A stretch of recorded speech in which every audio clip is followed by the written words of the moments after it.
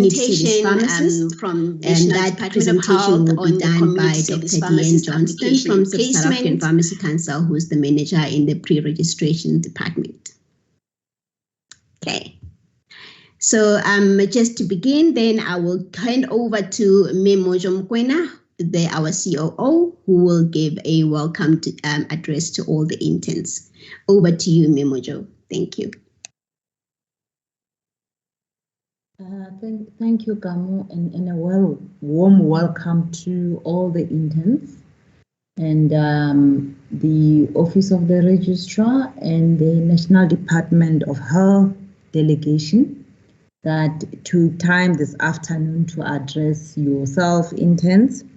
I know for most it's one of the most important moments, and we've been waiting for this day since our first workshop in February, when we kept saying there's going to be the exam, there's going to be CPD, there's going to be progress report, and at the end of it all, and after 365 days, we're going to talk CSP. But then today, we are now beginning to plan for that particular day. I think from the Office of the Registrar also to congratulate those interns that have now met the requirement for the examination and the CPDs, those that are now doing a countdown with the number of months that Gamo has just spoken about.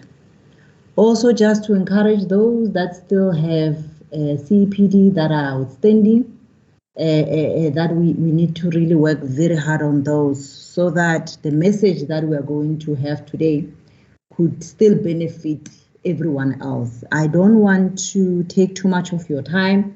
I know most of you have been very busy today in the respective settings where you have been practicing.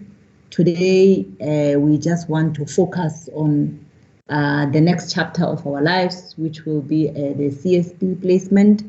And I hope that you would go out there and make pharmacy very proud by serving our people, because it's only through these platform sessions, whatever you call it, for CSP placement, that we can reach out to our people to make sure that pharmaceutical services is accessible. And with those few words, I am going to hand over, I think, to the organizers of the meeting so that we can swiftly talk to the essence of our meeting for today. Thanks, Kamo, and to the team. Thank you so very much, Memo Koina, for those warm words and wisdom to the interns. Interns, we are very privileged to have the National Department of Health with us today, and I would like to now hand over to Ndate Victor Kanyile to give a welcome message to the interns as well. Over to you, Ndate Kanyile, and thank you for being with us. Thank you so much, organizers of the meeting. Let me start by appreciating and thanking the Registrar and CEO of the South African Pharmacy Council, the COO in attendance. We really appreciate that you have graced this particular occasion and all protocols are observed. To our, should one call them celebrants? Probably they are, who are interns completing their milestone in life. Let me take this opportunity to welcome you and also to congratulate you in all the achievements that you have had up to date.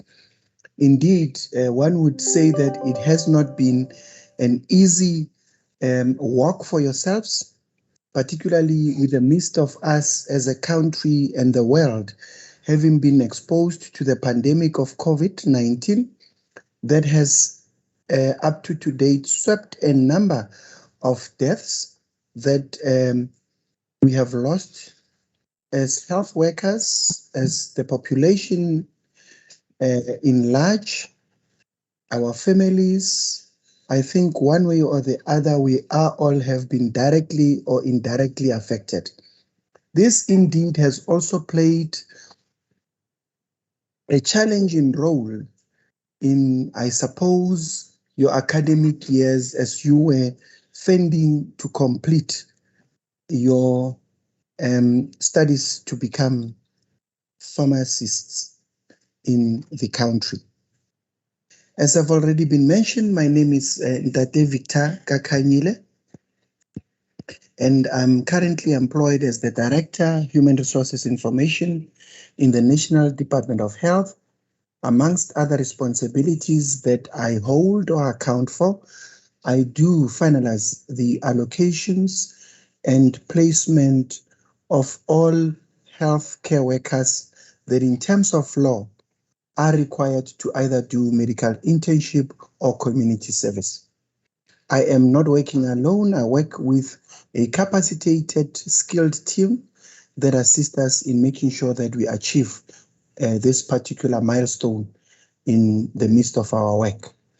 I am also responsible, one would say, conceptualization of remuneration salaries in the public sector. And over and above others, I am now currently conceptualizing or developing the human resource information system that it's responsible to can account for the pipeline of all health professionals that are qualifying either in South Africa or outside South Africa, as well as managing those that are in the system. And we also appreciate and work with those that are exiting the system. Quite a mammoth task that we face, and the system has worked quite well, particularly currently as we were fighting the pandemic in the country. We were able to can resourcefully so track the infections of healthcare workers, and also through the HRIS system, we worked with the EVDS when we were vaccinating our health professionals. To yourselves, our celebrants today, I think you are joining a team of hard workers, a team that has been carrying the forth, and we are welcoming you as you are completing your studies.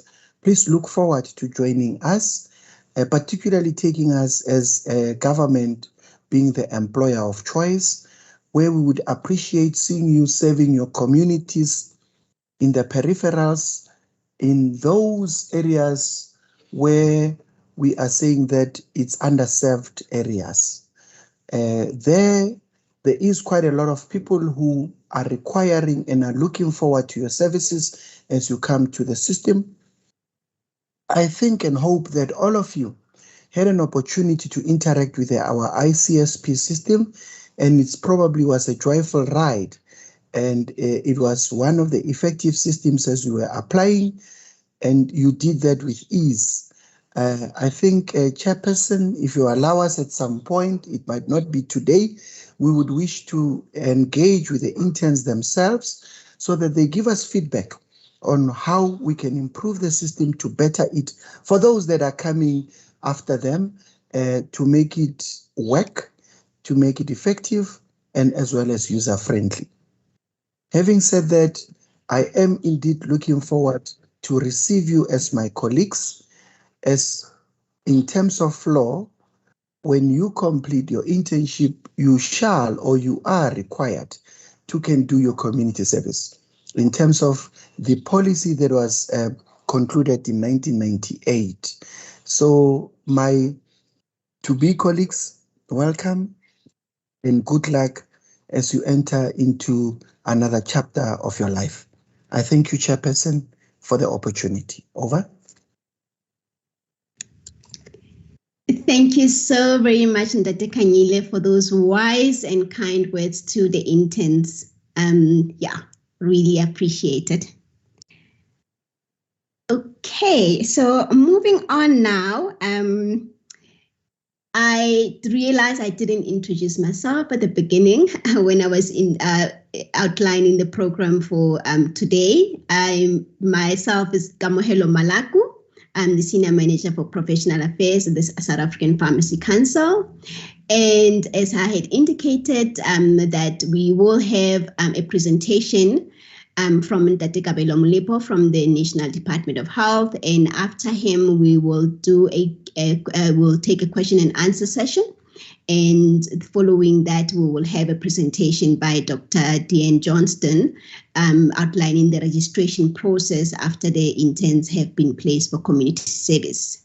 So I would like to take this opportunity to welcome Ntate Kabelo, and over to you, Ntate. Thank you.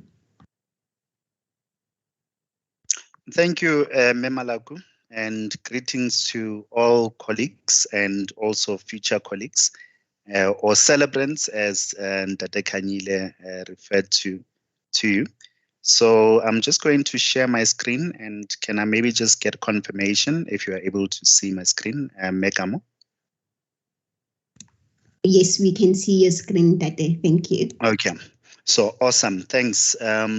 Maybe to start off, I must say that it's a great privilege to be invited to this forum where we get to give an orientation to our future colleagues. And as Mr. Kanyile said, we do welcome inputs from people who've worked the journey, who know the system, and are able to point us in the right direction towards improvement of the system. So we're definitely looking forward to those engagements at a future time. So for this session, these are the items that we're going to be covering. So this is the entire objective of the session. And our understanding is that in our group, we have a mixture of people who might already be familiar with the Icsp program, and also a group of people who would be coming in the year 2023 and not necessarily have engaged with the system. So we're going to be covering for those two main cohorts. And these are the items that we're going to be going through. So, firstly, it will be the legislative framework, and which is an important aspect that covers us for this program. Then we're going to go into a session of understanding the Icsp cycle and processes. And we're going to cover the two cycles that we have: the verification process, application process, and allocation process. Then we're going to be moving to understanding the exchange process, which applicants that will soon be allocated would have to be engaging in, and also our appeals process. Then finally, we're going to look at understanding the Icsp InfoSite, which is a platform where we share our information, and also importantly, how to access user support in case of queries that you would like to be assisted with in your journey with Icsp. Okay, so as part of the overview, this is part of the background that also Mr. Kanyile shared, that in 1998, a community service policy was implemented that required health professionals to complete 12 months community service through remunerative work in the public sector. And the purpose of this policy was to achieve better distribution of human resource for health to underserviced areas, and thereby improve equitable access to primary healthcare service. So the second sentence, it's what we'd like to underscore as our entire objective, and it also guides us in everything that we do around Icsp, that we need to ensure better distribution to underserviced areas. So I thought I should just highlight that for our prospective or future colleagues so that we all are on the same page. Then next up, it's the legislative and regulatory framework. Legislation and regulation for community service placement mandate is established under the following legislation and regulation. The Pharmacy Act number 53 of 1974 as amended. And you will note that we're also highlighting section 14A and also the government notice 1157 of November 2000. So now in terms of pharmacy internship, you are all aware that in terms of the South African law, successful completion of internship is a prerequisite for registering as a community service pharmacist. However, allocation for pharmacy interns, it's not under the scope of the ICSP program at this stage. Then Note 14A of the Pharmacy Act states that notwithstanding Section 13 and 14, any person registering for the first time as a pharmacist in terms of this Act shall, number one, perform remunerated pharmaceutical community service for a period of 1 year in terms of the regulations contemplated in subsection 2, and B, be entitled to registration to practice as a pharmacist on the completion of such service. Now, the minister may, after consultation with the council, make regulations regarding the performance of the pharmaceutical community service, including but not limited to 1, the place at which it is to be performed, and 2, the conditions of employment. Now, moving on to what is ICSP. So ICSP, it stands for Internship and Community Service Program, which is an online system for allocation of eligible applicants. So the program runs in 2 cycles each year. We have our annual cycle, which the target or the aim of the cycle is to attend to applicants with a commencement duty from the 1st of January. And this is our main cycle, where it's a fully fledged cycle. We go through application, we go through your special considerations for those of you who've been in the program, and we go through exchanges. Then we have the medium or asynchronous cycle, targeted for applicants with a commencement duty from the 1st of July. So now this is, I would say, a mop-up session of our annual cycle, and it does not involve all the functionalities or the different phases that we engage in during the annual cycle. So for instance, during the media cycle, there are no special consideration, and there are also no exchanges, as it's also running for a short time frame to ensure that people are able to start by the 1st of July. So the objective of the online system is to ensure transparency, fairness, and an equitable allocation process. And the ICSP online system manages all these processes within an allocation cycle. So within a cycle, these are the following processes that are under the control of ICSP: user registration and verification of personal details, also application to oppose, allocations, swaps, and appeals. So all of those aspects which are covered and are under the control of ICSP. So now we also have, our processes that we follow. As I did indicate that we'd have 2 main cycles, the annual cycle and the media cycle or asynchronous cycle. So during the preparation phase, this is what happens. There would be an engagement with higher educational institutions and statutory councils to load students and potential applicants onto the system. So this is the information that we get, at the start of the cycle. And also our provinces need to be confirming their bursary holders so that they are properly tagged, and any obligations that they have to be working back to their provinces can be adhered to. Then our provinces again and other partners, they load posts that applicants would be applying for. Then national and provincial departments update the facility priority ranking for community service. So this is it's used to ensure that all our facilities are ranked according to priority, and that we also prioritize on facilities that are underserved, as is the objective of community service. Then moving on to application, there is a self-registration of any students that we did not receive as part of the projections we get from higher educational institutions or councils. They are able to do that on the system, and they're able to, all the applicants are able to apply for posts and also apply with their special considerations on the system. And, we do have a number of considerations that we take into account, which we detail also on our information side.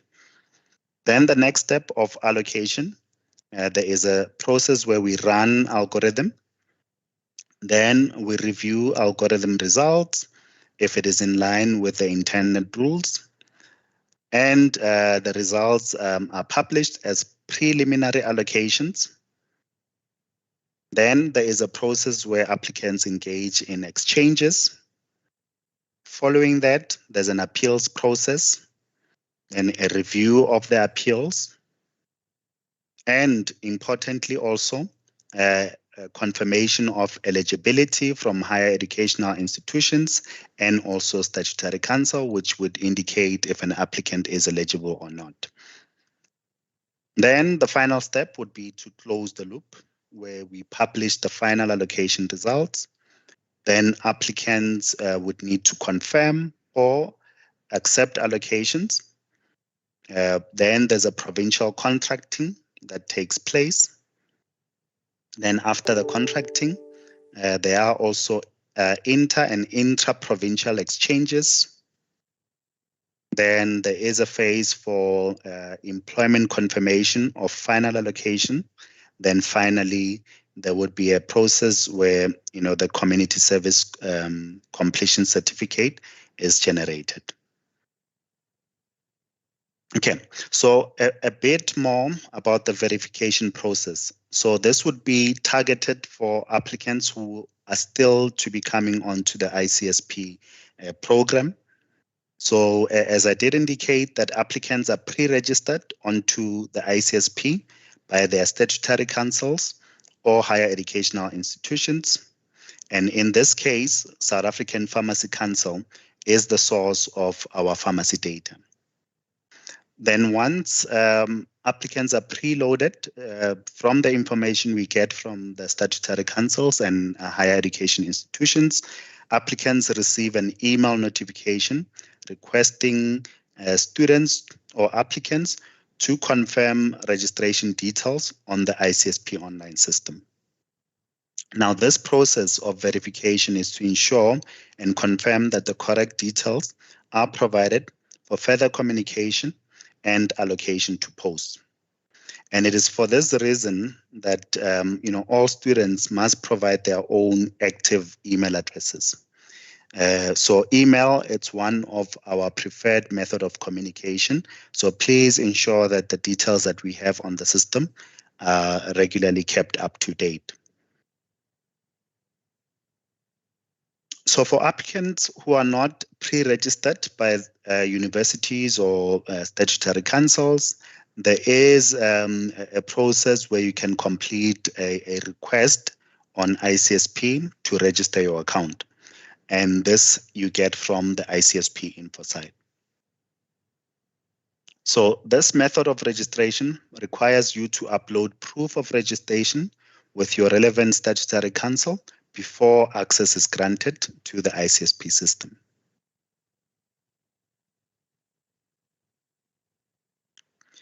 So once we have all that information, applicants would receive email notification in the inbox of the email account that was provided by your universities, colleges, or in your case, the council, in the case of pre-registration, or by a particular individual in the case of self-registration.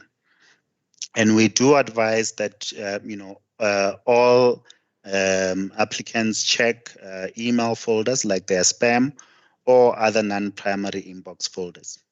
Because with this verification process, what happens is that you get 2 emails and you need both emails to be able to access the Icsp information site.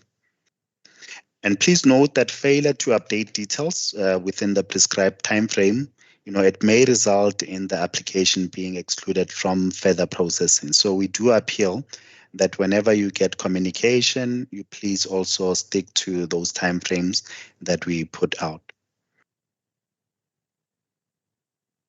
Then now we're going to be now jumping on to the allocation process. Now, this is for applicants who have already applied for the upcoming annual cycle, which would be starting from the 1st of January 2022. So in line with the ICSP guidelines, allocations for eligible pharmacists for community service will be prioritized based on successful completion of the examination and also CPD entries. So for this reason, we will have two main groups for the annual 2022 allocation process.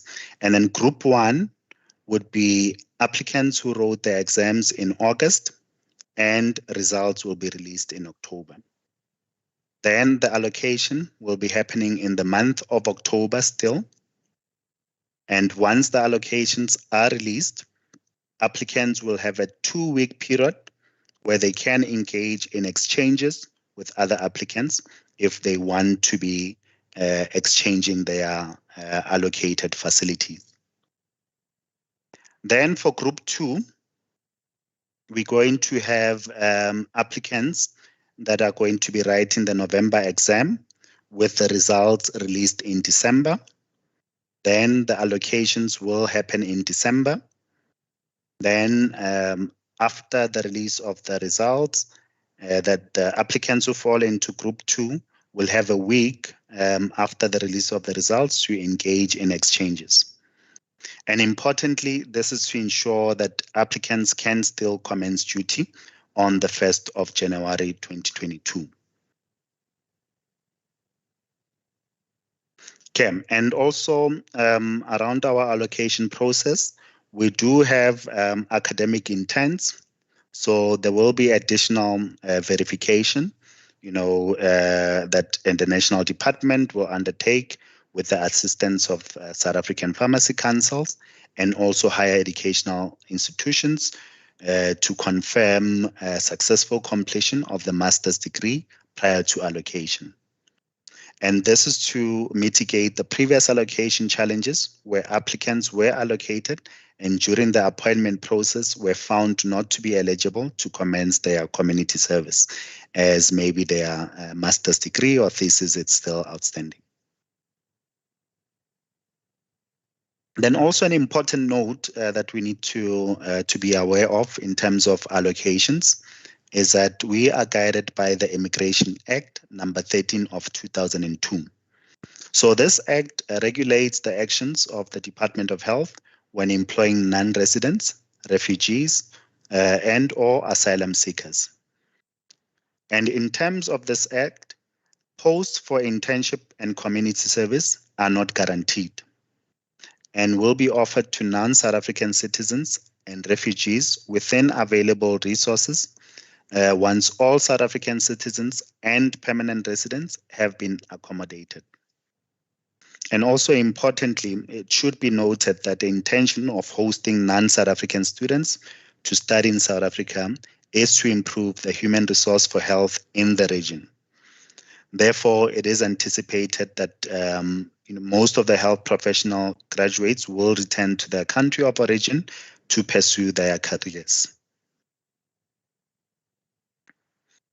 Okay, so you might have seen that in most of the slides, I have been making reference to ICSP InfoSite.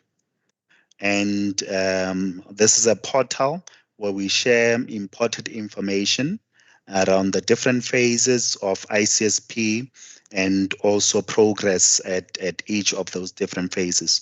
So we really appeal and urge all our applicants to familiarize themselves with the use of the information website during the period of verification until allocation, as all updates and information concerning ICSP is provided on that platform.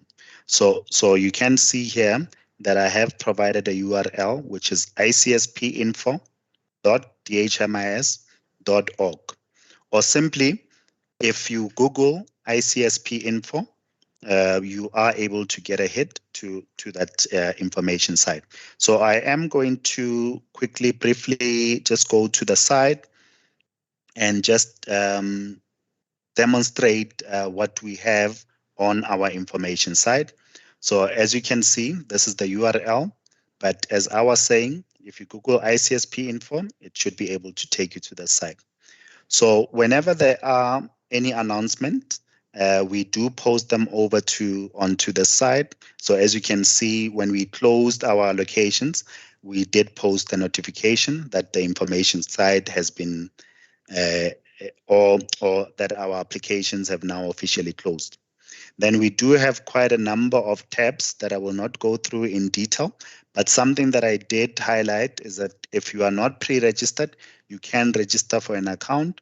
However, you will need to attach proof from your council that shows that you are indeed registered.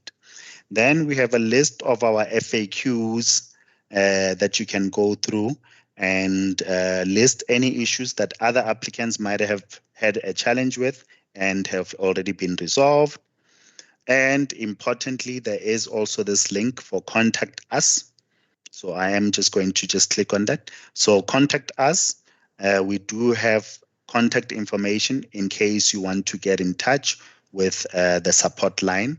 There is the link there or the number there where you can get in touch with one of our friendly agents Monday to Fridays, weekdays from 8 to 4 p.m. Or alternatively, you can log a ticket.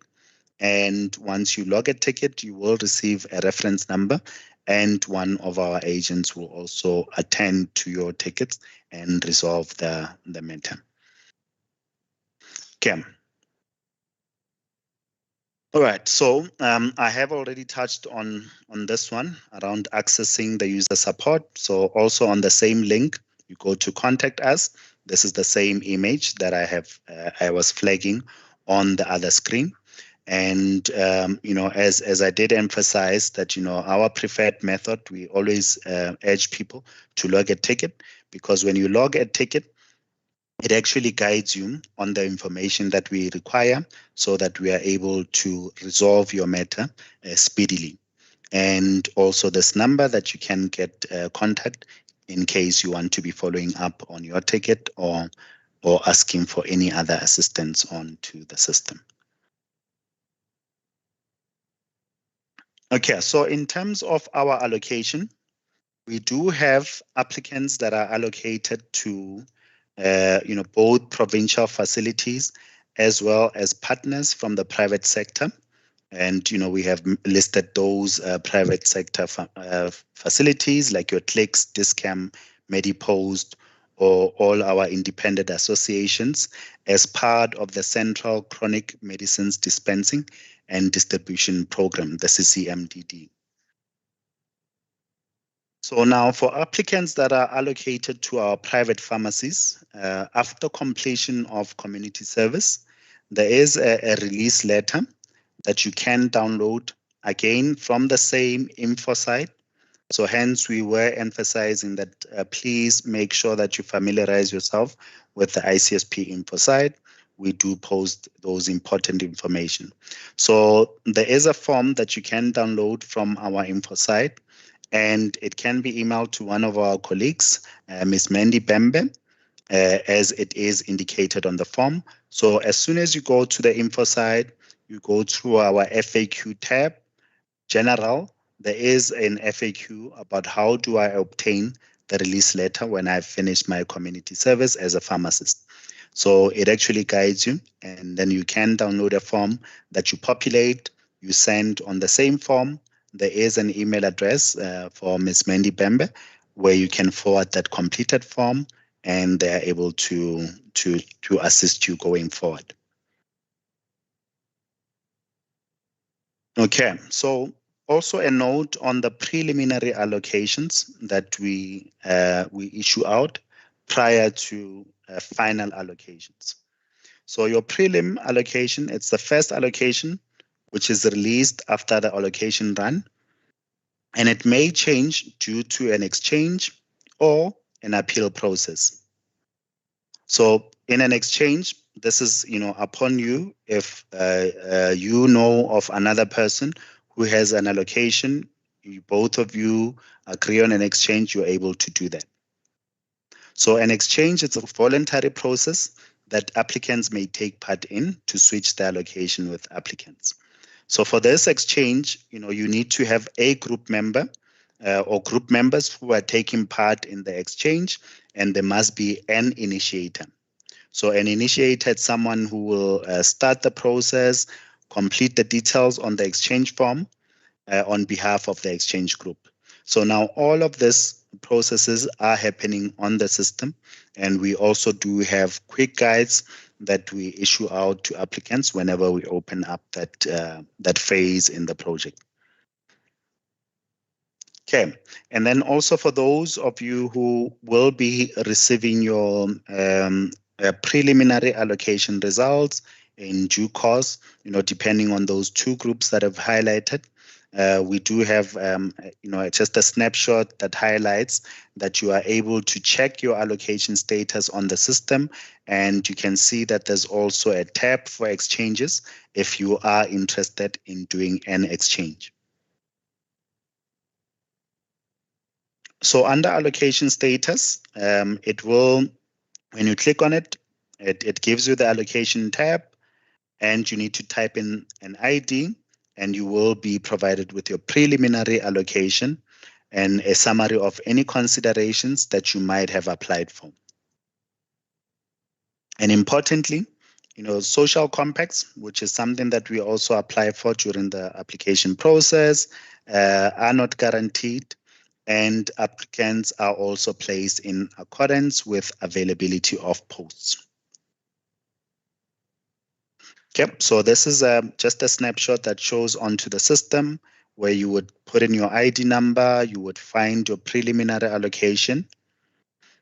Then this is a snapshot that shows you that preview that you get where you are allocated, your full name.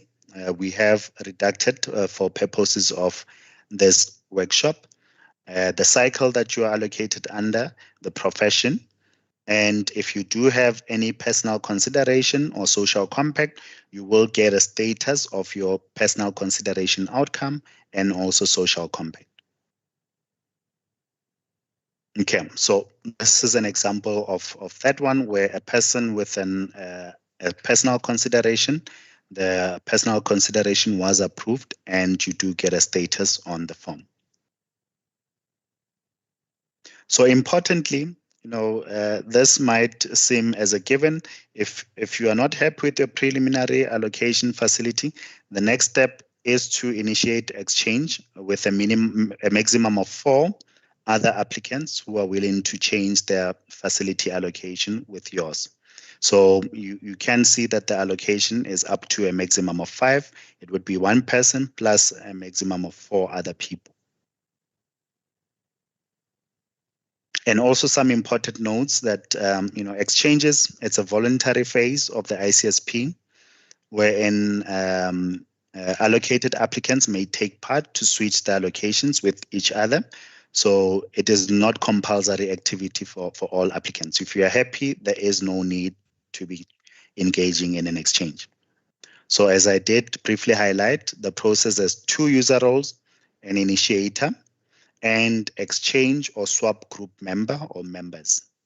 So there can only be 1 initiator, and they are responsible for completing or assigning the details of the new post as agreed upon by the exchange group, and there may be up to 1 to 4 exchange group members. And please note there are some limitations to the exchange process. So for instance, only allocated South Africans and permanent residents are allowed to exchange provided they fit in the other criteria. Okay. So also bursary applicants may only exchange with bursary holders from the same province. As you might know, if you're a bursary holder, you do have an obligation to a particular province, so you cannot use the exchange process to go out of your obligation. Then also applicants that are allocated or are bursary holders from the South African Military Health Services, or SAMS, can only exchange with other SAMS bursary holders. Correctional services as well can only exchange with other correctional service bursary holders.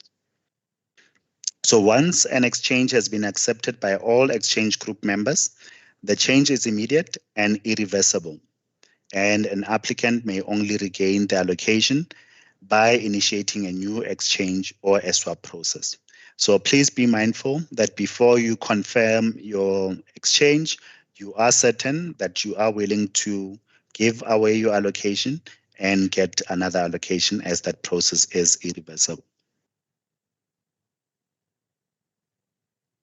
Okay, then we also have an appeals process after the exchange process. So on the system, as you can see, this is a snapshot of the information, or the ICSP portal. You do have an allocation status, exchanges, and you can also log appeals. So I must also emphasize that there are no guarantees that an appeal will result in getting your favorable choice. So as the National Department of Health and also aspiring to be the employer of choice, we do give applicants, an ample opportunity to state their case. And in cases where we are able to consider, then we do that. However, it is not a guarantee that this will result in your favorable choice.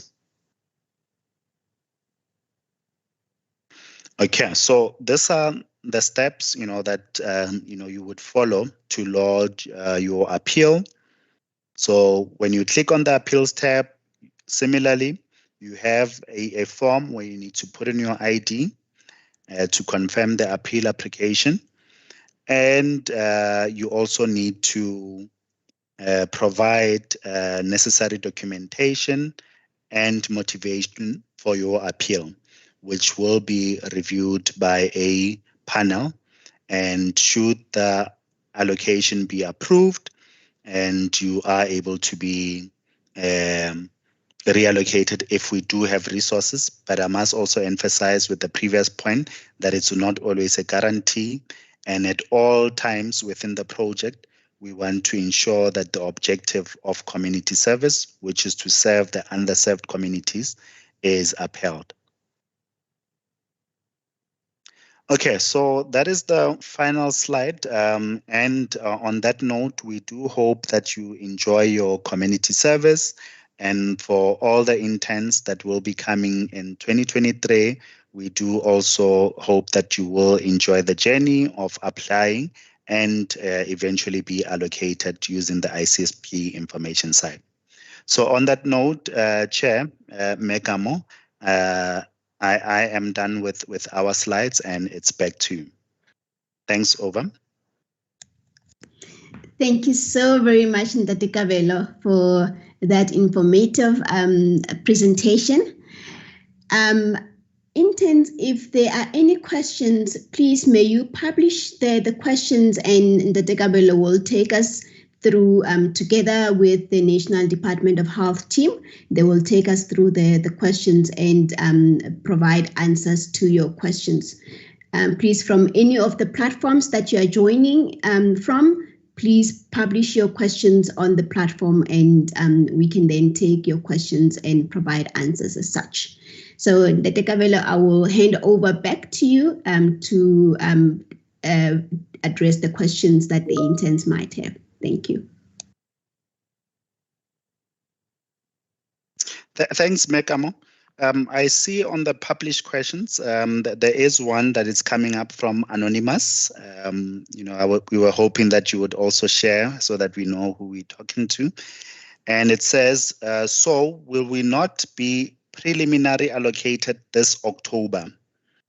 And, from Anonymous, I would imagine that you are referring to the two groups that we spoke about, where we emphasize that Group 1 will be allocated in October, and then Group 2 will be allocated once results are received in December. So if that is the case, that you fall under Group 2, Yes, we will be allocating, in line with our ICSP guidelines once we do have confirmation, in this case of your examination and also of your CPD entries. And as we did highlight that those that will be writing their November exam, we will only be getting that confirmation in December. And once we get the confirmation, then we will be allocating accordingly. Thanks. I hope you are answered on that one, Anonymous. Okay, then I see another question coming from our Facebook channel from Patrick Capola. And the question is, CSP allocated to private partners experience a problem with salary payments every month. What should happen? And on that one, Mr. Kanyile, I would ask that you can maybe take that question for us. But also maybe before you go, let me just read the other questions so that we can see who within our team will be tackling which one. Okay, so there's another question from Clifford.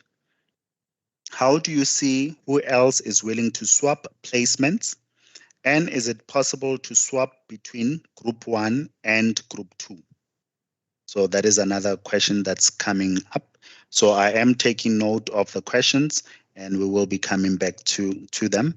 So Mr. Kanyile, can I maybe ask you to tackle the first one that is coming in around pharmacists that are allocated to private pharmacies experiencing problems with salary payments every month? What should happen?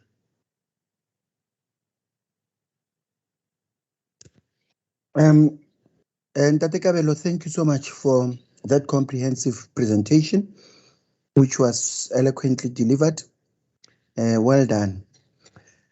In terms of our partnership with the private pharmacies, or actually what we call community pharmacies, indeed, there has been a number of teething challenges. Amongst others, it's issues related to conditions of service. Because we know that in government, we have a different system of employment, or even regulations of employment differ between the two organizations. What we have agreed on is a standardized salary equated to what government pays. Where there has been challenges of payment by that pharmacy to a specific employee, we have directly interjected and assisted to resolve the problem. Where we are unable to resolve the problem, it might be because the pharmacy, it's not financially viable to can comply with salary structures as given in government. We have dealt with this matter in this particular way, where we would transfer the individual concerned outside that pharmacy to the nearest government or pharmacy that works with us.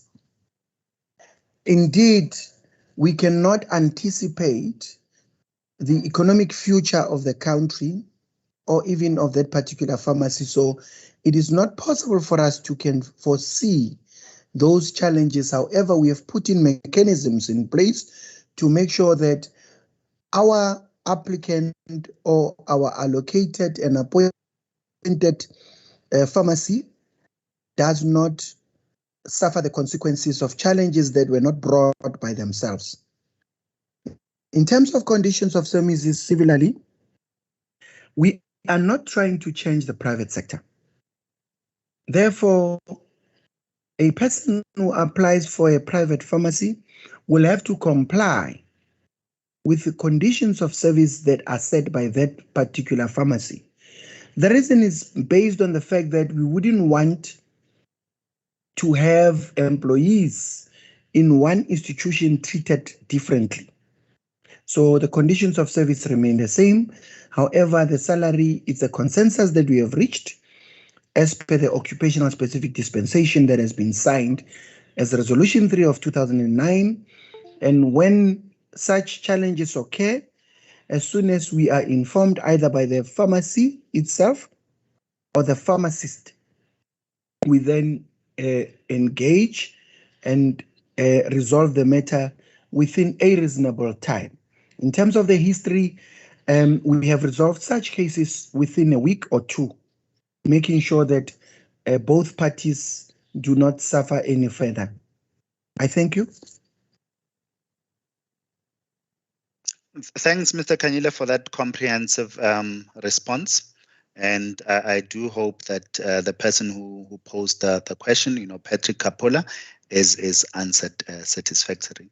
So I will handle also other, I was going through the questions and there are similar themes that I will also combine. For instance, around the exchanges or the swaps, we have a question from Clifford. How do you see who else is willing to swap placements? Is it possible to swap between Group 1 and Group 2? And similar to that question, there is a question around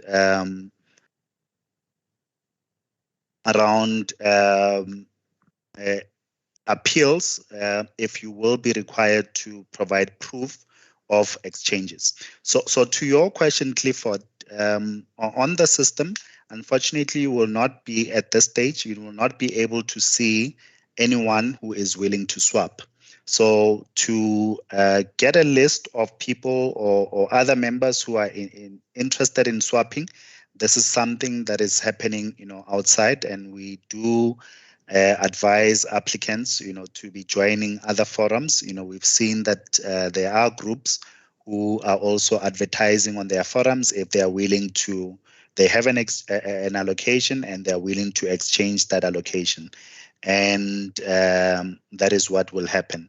And to your second question, are you able to swap between groups? If you are in Group 1, are you able to swap with anyone who is in Group 2?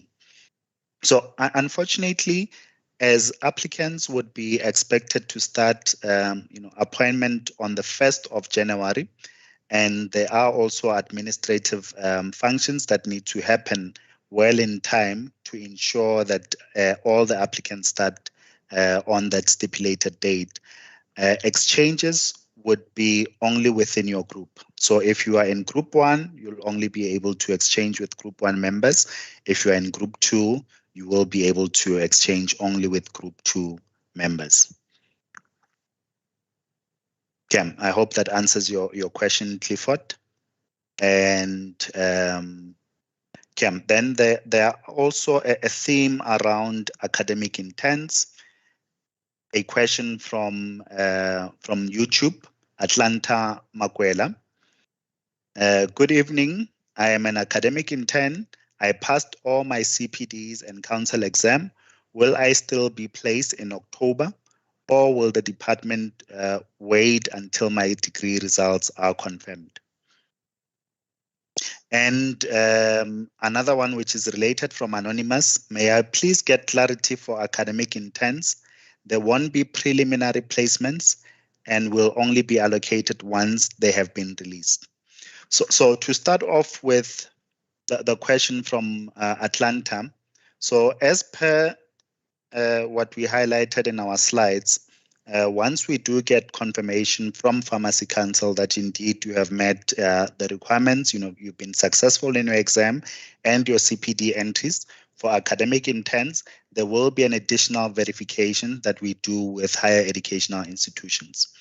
And the higher educational institutions will be expected to confirm if you are indeed, competent in your thesis. And once that is done, that is only when you will be allocated. And as I did highlight that this is to prevent a previous issue where we allocate people who are still awaiting their results, and you find that they are not able to start their appointment from the 1st of January. Then to that related one from Anonymous, also around academic interns, asking if there will not be any preliminary allocation. So there will be preliminary allocation whenever we do allocations, there's always a prelim allocation. Then after that, you do have your final allocation results. So provided that if you are in group 1, we have that confirmation from Pharmacy Council, also for confirmation from your higher educational institution, you will be able to engage in those exchanges. Okay, so I hope that covers your question from YouTube, Atlanta, and also Anonymous around the academic intents. Then there's another question on the chat, Mr. V, that I would like you to note, and I will hand over to you after I've gone through other questions, and then you can attend to this one. There is a question from Anonymous: how does maternity leave work?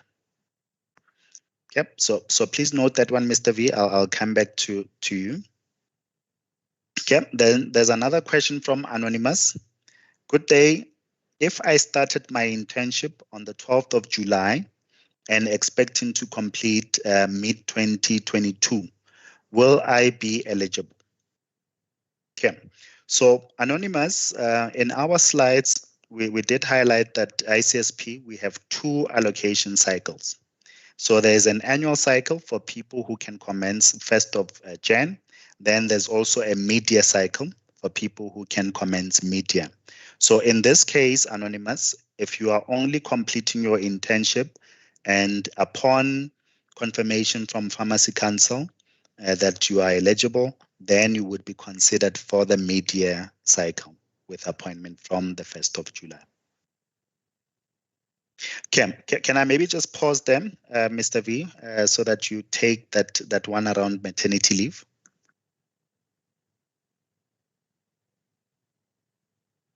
And Dr. Kabelo, I tried to move around to check on the chat box. I didn't see the question. Can you read it out for me to respond, please? Okay, so it's a question around maternity leave. How does maternity leave work? Thank you so much. I need to categorically state that community service is a contract of employment by law.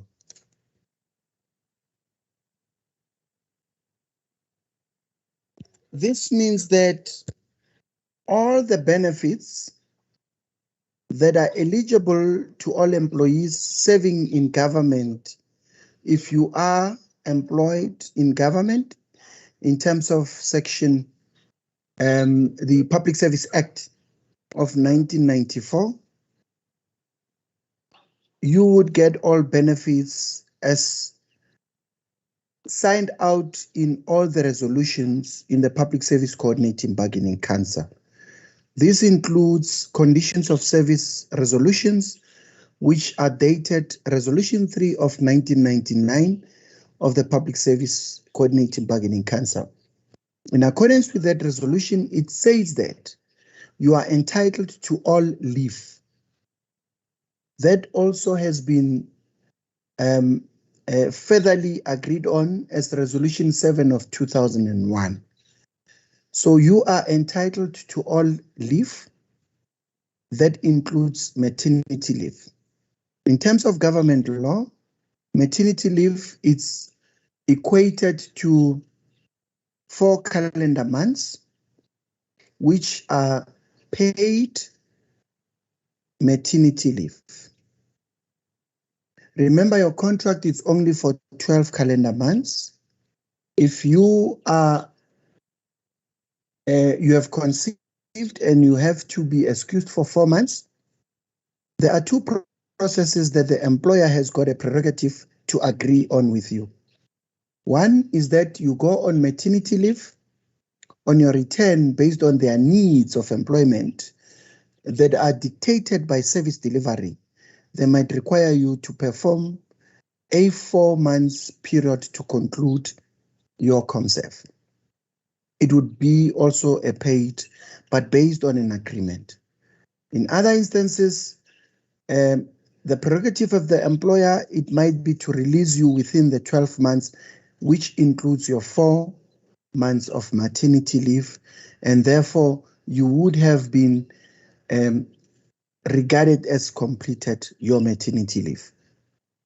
The reason that the employer has taken this prerogative, it's because the service platforms are not the same, and it is based entirely on the employer to use the discretion to ensure that services are available at all times. I thank you.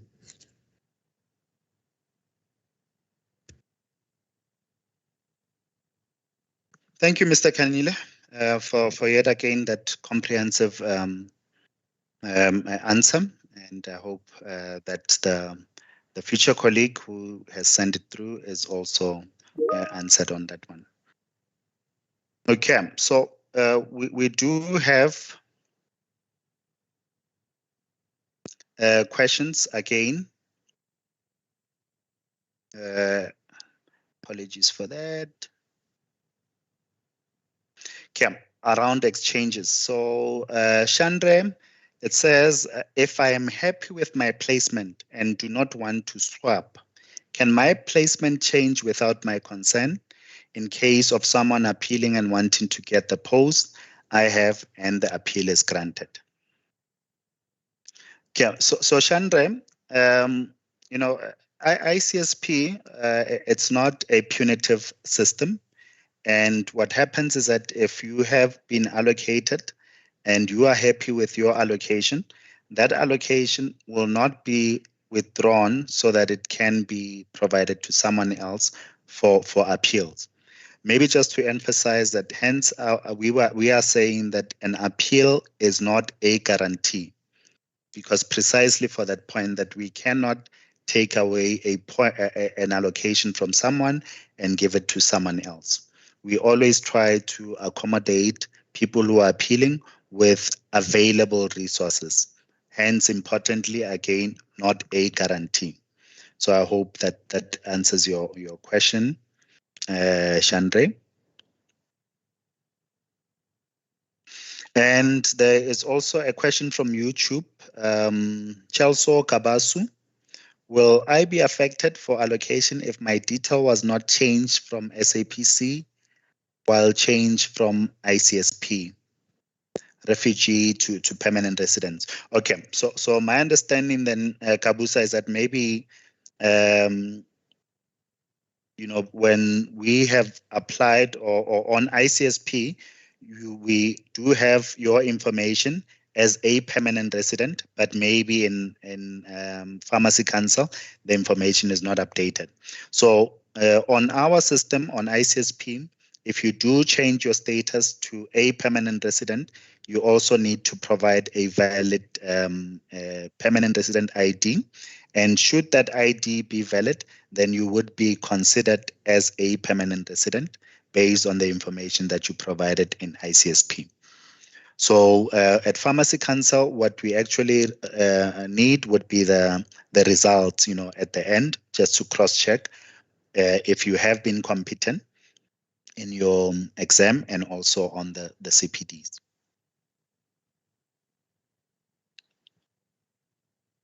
Okay.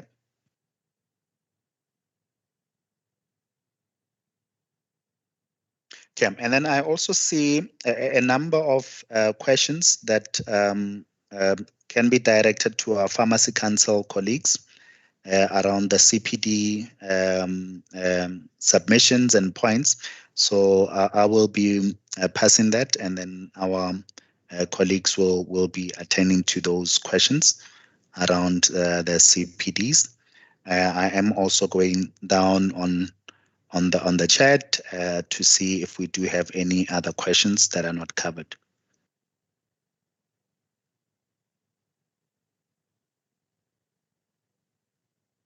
Then there is also a question from YouTube, Mukhadi Yunus. What about those who started internship in February due to the delay caused by COVID in the previous year? Will they only be placed in July, or what will happen when it comes to that one? So Mr. V, can you note that question, because there are quite a number of related questions I might not be able to code all the attendees that are asking that question, but there is a common theme around start dates beyond 1st of January, if they are able to start, say, in February or March. If you can maybe note that one, I will be handing over to you just now.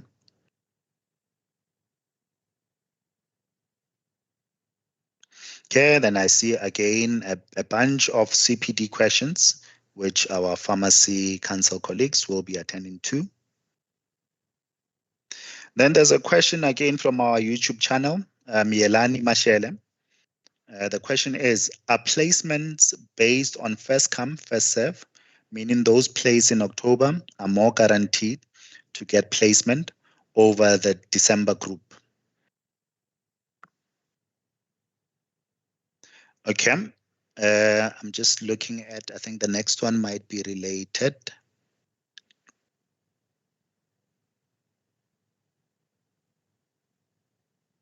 Then also from Anonymous, if there are 2 posts available for a specific facility and there are 3 applicants, will group 1 applicants who have passed all CPDs and exams get preferable placement for the posts? So Mr. V, there is a concern around, group 1 and group 2, and how we are going to ensure that all the applicants are allocated. And if I can also ask you to take that one around the start date, which is beyond the 1st of January.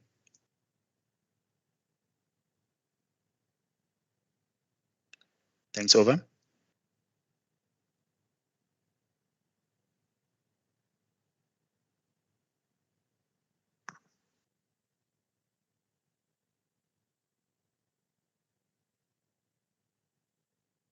Mr. Kanyile?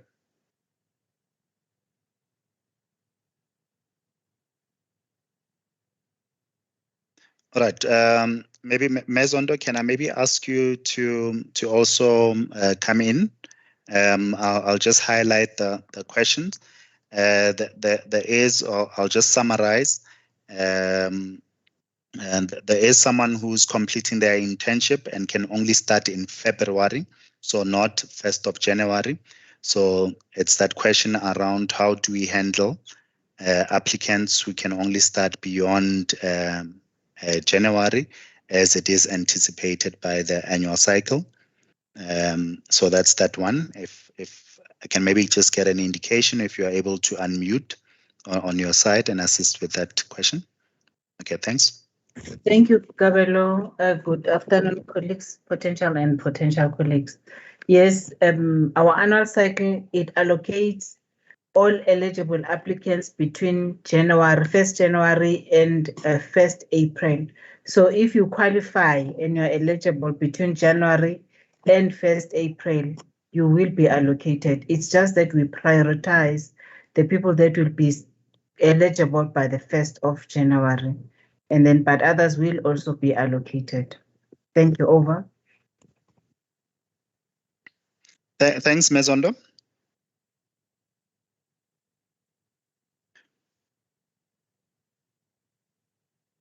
Okay, so I think, yeah, that was Mokhadi Yunus. That was your question. And there is a question also from YouTube, Dylan Hart.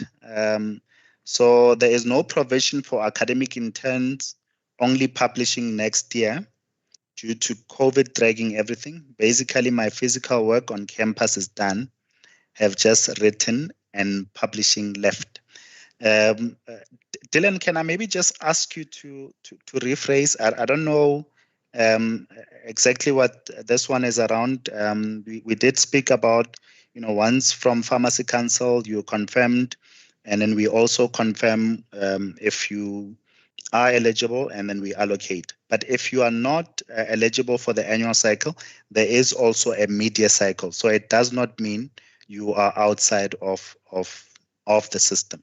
So I'm not getting your question clearly. So if you can also post something else or to clarify and maybe confirm if indeed that is what you were referring to. But if that's the case, there is also a media cycle.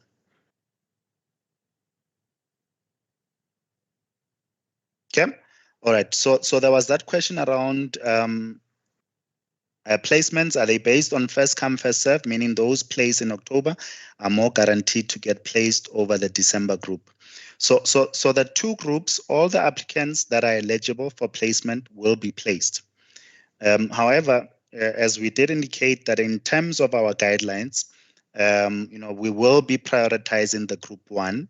We allocate, and then we know that we are done with group 1, and then we get to group 2, we allocate. But it doesn't mean that when you are in group 2, you will not get an allocation if you are eligible.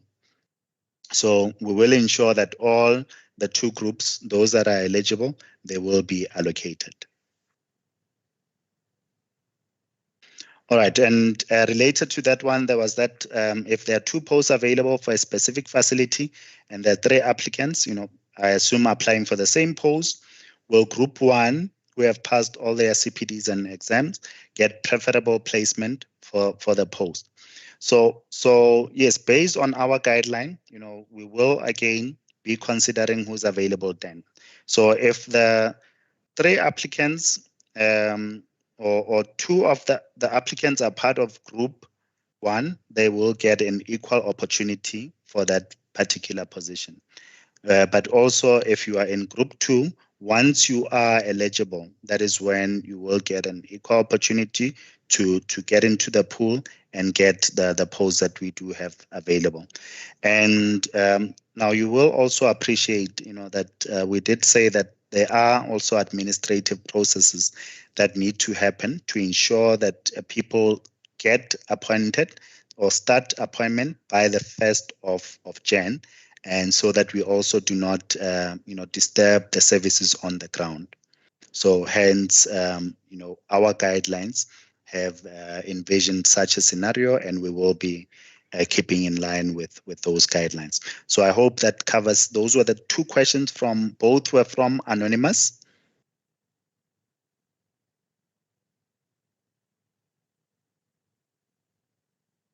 Okay, and then also another question from Anonymous that has been addressed about if you get released around January or February, will you have to wait? Mezondo did cover that question, and I do take it that you are answered.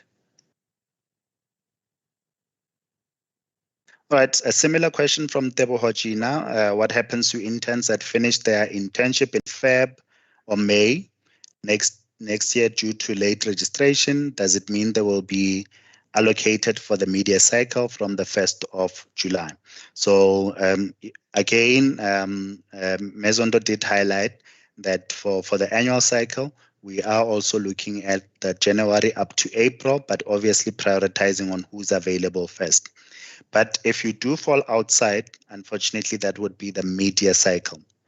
And this is also to ensure that there is proper planning and people are able to start well in advance or for the next cycle.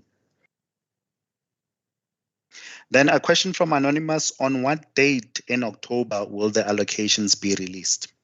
So in our slides, we did highlight the ICSP info site.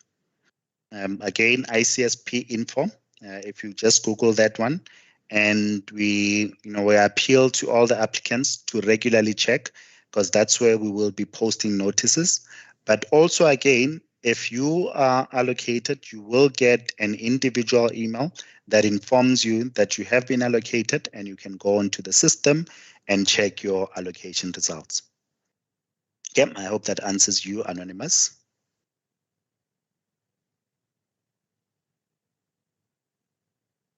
All right, so there is a question from Facebook, Javeria Anwar.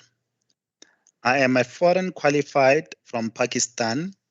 What's the criteria for foreigners, please? I'm also doing my internship and I will finish in Feb.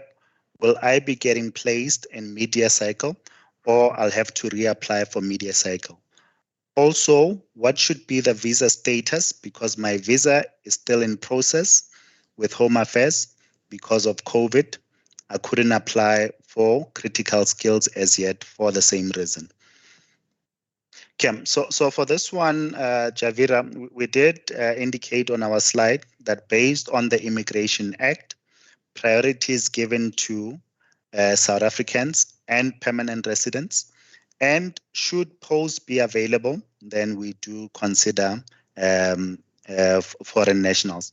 So again, also on our information side, we will be posting updates, as and when we release results, what is the status for foreign nationals around that area.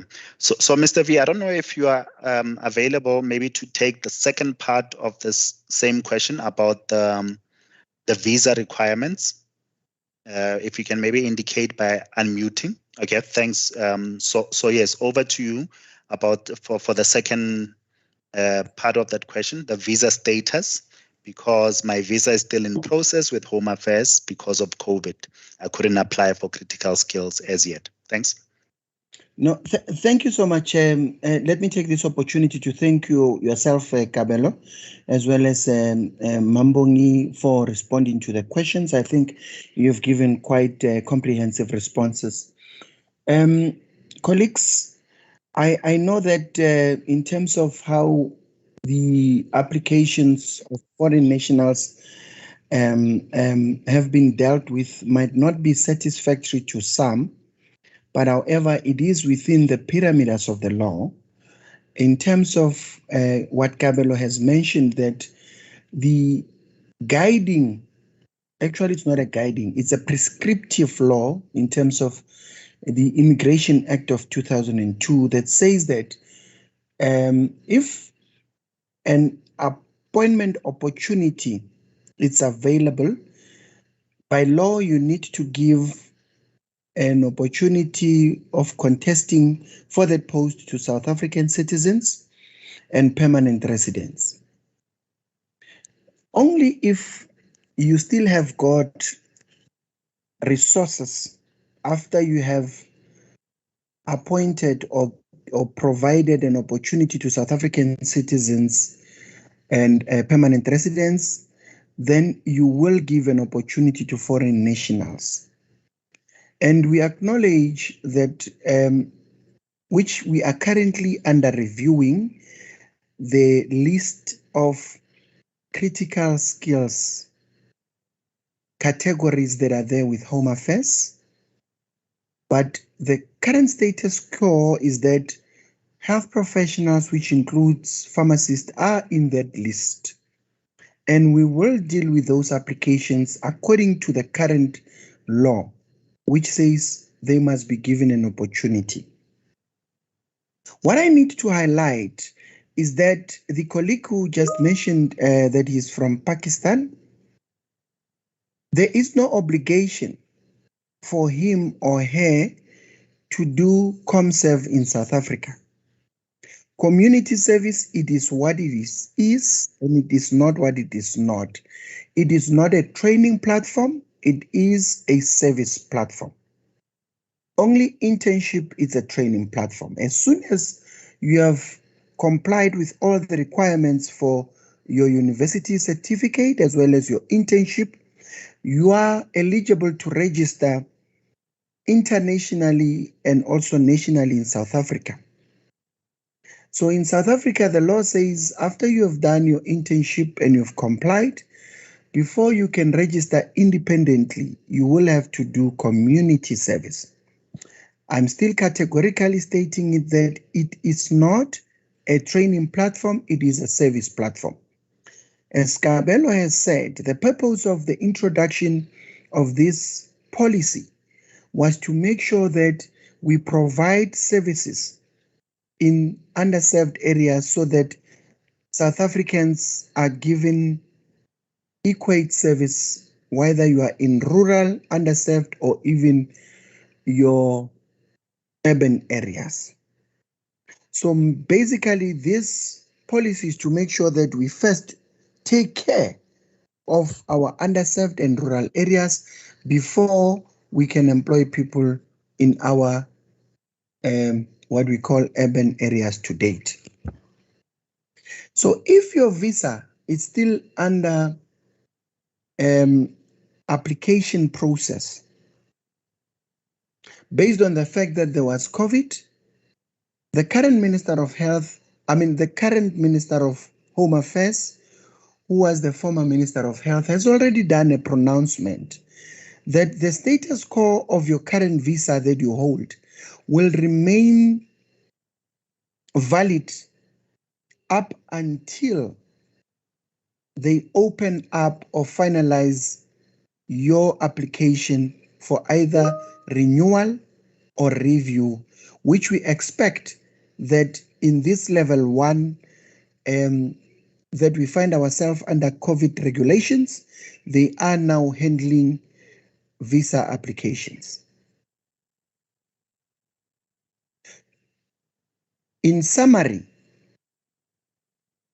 people who we advise to apply for ComServe are those people who wish to practice their trade in South Africa on a full-time or continuous basis.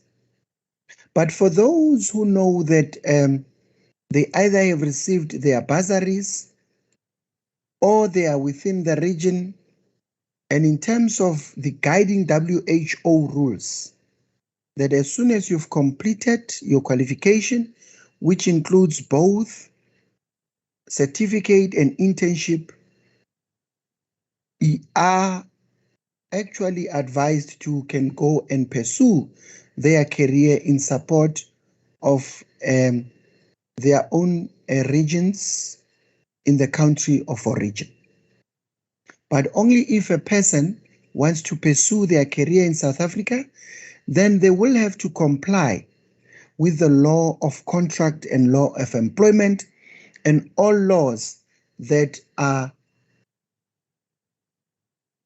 prescribing the status of your stay in South Africa. Thank you so much. Thank you, Mr. Kanyile. All right, so I've also jotted down a number of questions, that can also be clarified on our information side. So there's a question from Anonymous. Does one have to have applied on ICSP for annual cycle to be included in the 2 mentioned groups for January, or how do you get the name in the 2 groups? And yes, Anonymous, all our applicants need to have applied on ICSP.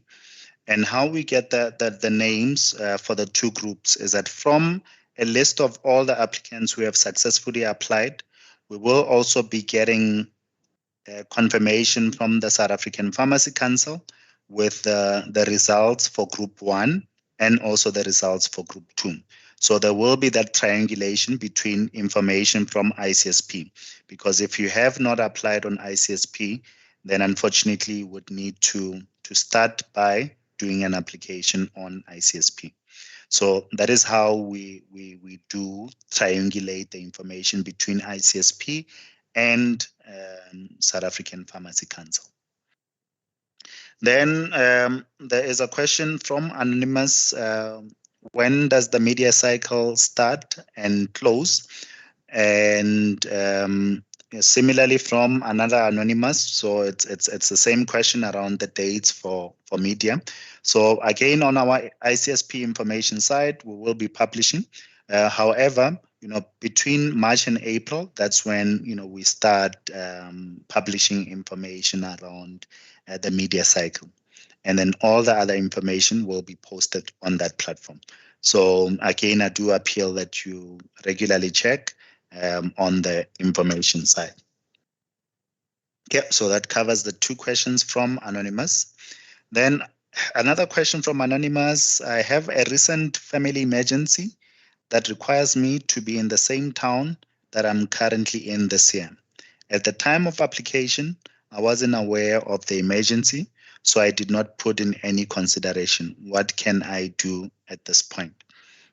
Thanks, Anonymous. So, as we did highlight that if you would like to change your allocation, firstly, we do advise that you try to attempt an exchange, meaning that you try to find anyone else who is willing to exchange with you your allocation. However, if you're not able to do that, you can put in an appeal and put in that special consideration, which was not available at the time of application. But again, I must emphasize that, in as much as we are a caring employer, an appeal, it's not guaranteed, as it would be based on the resources that are available at the time. Yep, I hope that answers your question, Anonymous.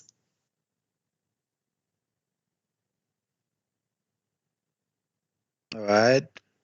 Okay, then again, around the dates, when will Group 1's placement be announced? We did say that allocations will be happening in October, and we publish information on the info site. We secondly also send individual emails to those applicants who are allocated. So please do check on the info site.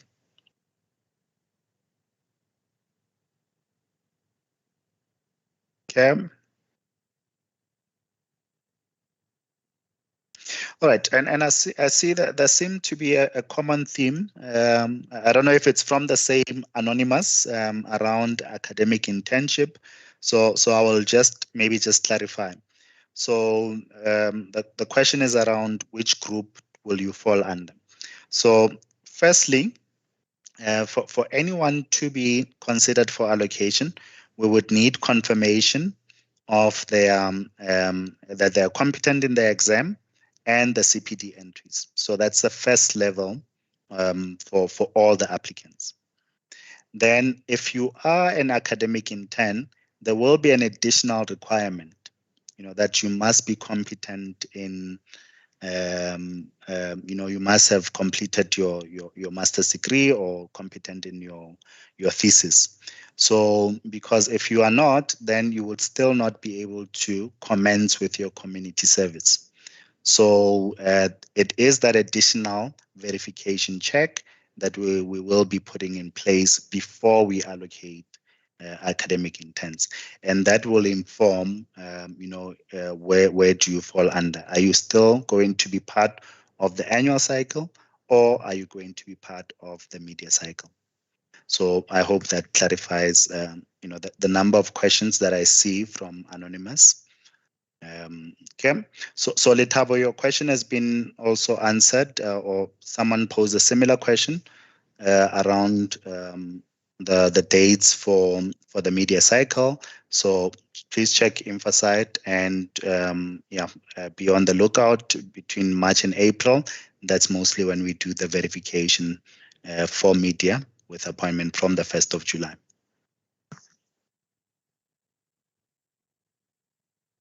Okay. So I'm also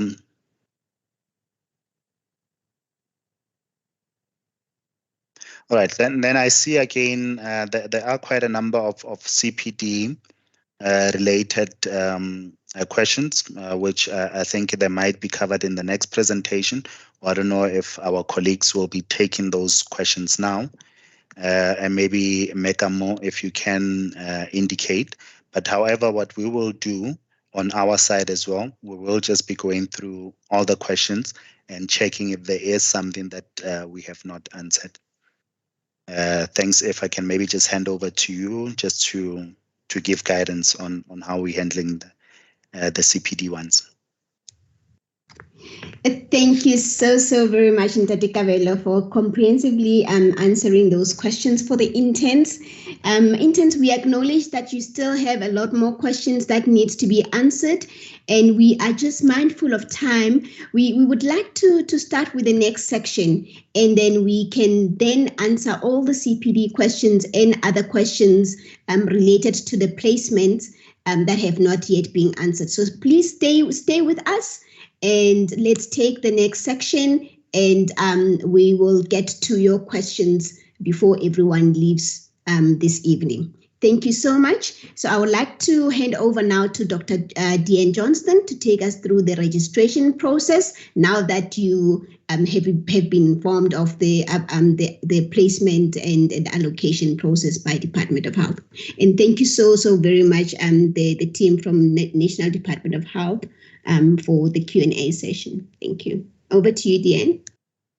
Thank you so much, Ms. Malako, and a very warm welcome to all the interns today that have joined us. And I'd like to thank the National Department of Health for joining us tonight, because we've really been able to close the circle of application placement, and now we're going to just briefly discuss the registration, because it is these two in partnership that is going to then set you up for your community service year, and then after you have completed that community service year, then you'll be able to register as a pharmacist.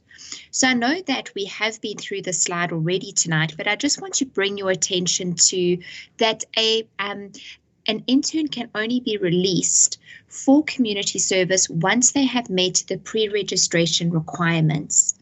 And this means that interns must have completed 365 days of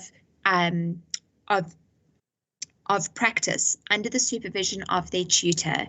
They must have submitted favourable progress reports, competence in 6 CPD activities, and successfully completing the examination. And once they have met these criteria, they would then be able to be released for community service. Now, in addition to these criteria, touching on some of the questions we've had from academic interns, please note that in order to complete your internship as an academic intern, you do need to have successfully passed your master's degree. So we need proof that you have completed, not submitted, but completed your master's qualification. So that's very important, that you need to have met all the criteria that are applicable to your category of registration before you can then apply to become a community service pharmacist. And it really is the application and placement that needs to happen. And following that, we can then commence with the registration. Okay, so the first part that you need to have a look at is where you would find information relating to community service, to your scope as a community service pharmacist, and further information.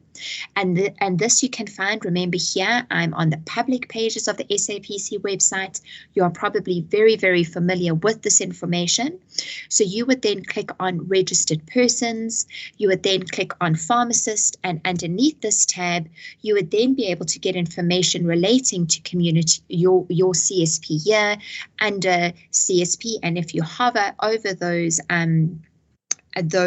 titles over there, you will then be able to click on it. Okay, so I know that you are all asking, and perhaps you're a little bit concerned about your release from internship.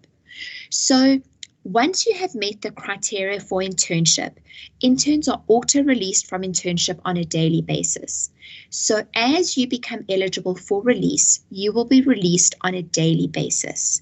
However, on the 15th of December 2021, we do initiate that all interns that have met 350 practical training days are released, provided they have met the CPD requirements as well as the examination requirements and progress reports, as well as additional requirements should those be applicable to you, such as your master's degree. So we allow for that. However, this is only to facilitate that you would then be able to register as a community service pharmacist to commence work on the 1st of January. So this happens from the 16th of December to the 16th of January 2022. 16th of January 2021, sorry, the 16th of January, 16th of December 2021 up to 16th of January 2022. After this date, so after the 16th of January, we revert to interns being released on a daily basis once they have completed 365 days of practice.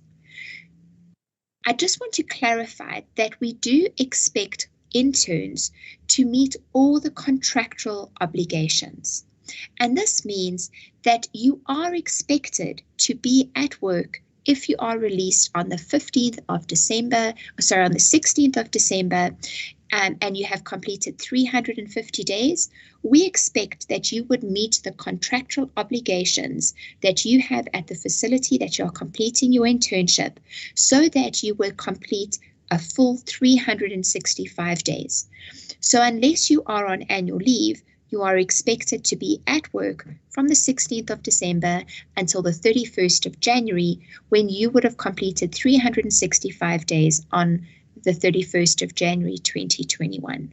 You may then commence with community service on the 1st of January, and you would be at work as of the 2nd of January 2022. So that's just in terms of when you will be released from internship.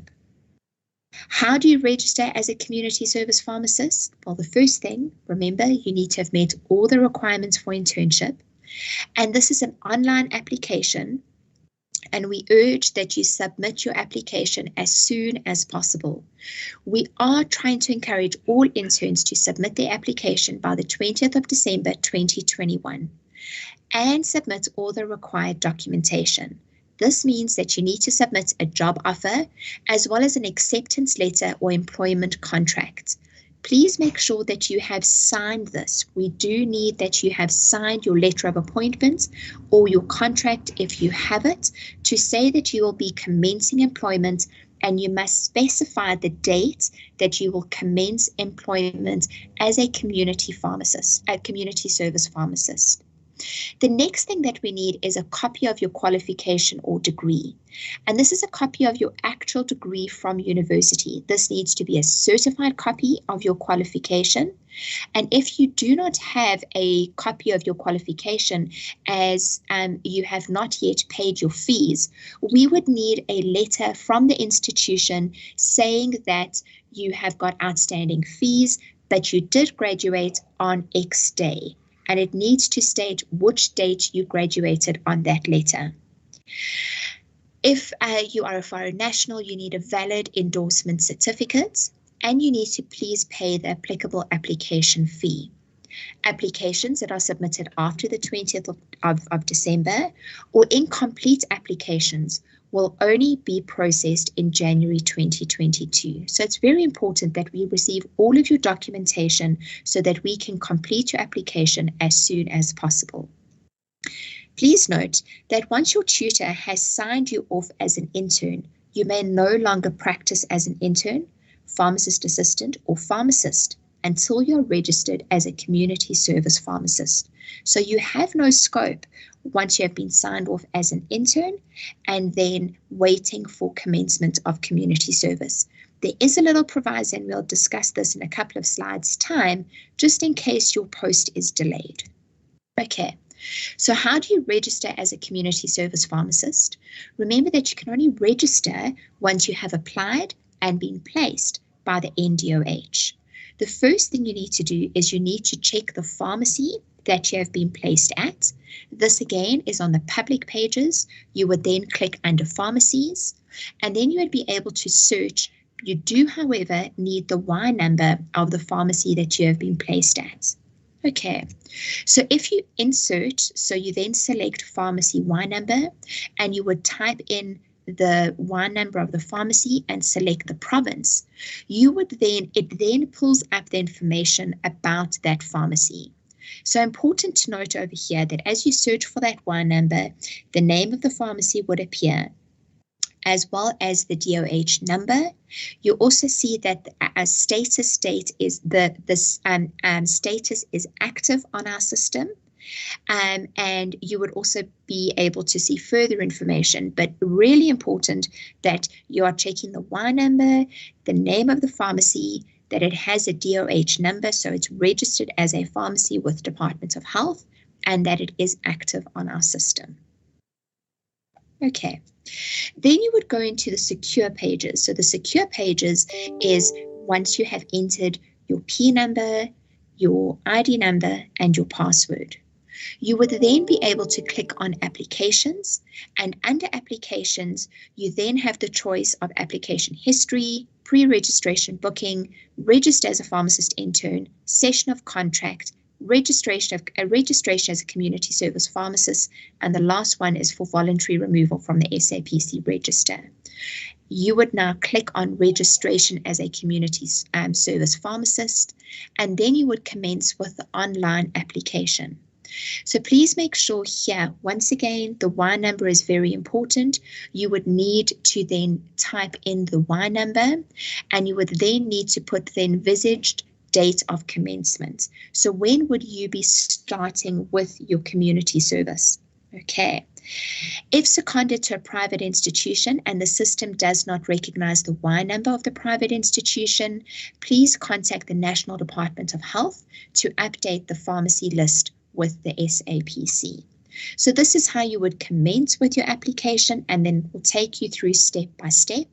Please make sure that when you start the application process, you have got all those scanned documents that you require as part of your application. So this would be your contract, it would be your qualification, a certified copy of your qualification, as well as proof of payment of the applicable fee. Okay, so just to go through it once again in summary, so the first thing that you need to do is ensure that you are released, that you have got all your documentations, that these are scanned and are uploaded online. You need proof of payment and appointment letter. You then need to ensure that you have signed your contract and that you are commencing on the appointment date as per your contract, and then you will receive a registration date. Your certificates from SAPC upon registration will be available on the on your SAPC profile. Community service may only be performed at a recorded facility or one that is in the process of recording. So if when you are checking the Y number, perhaps it's not yet reflecting as active on our system, you would then please make sure that you contact the NDOH, as you may only start community service at a pharmacy that is in the process of recording or that is stipulated as such on our register.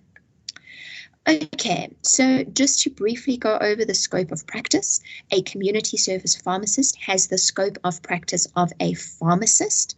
However, this is limited to a pharmacy, facility, or complex you are appointed to work at.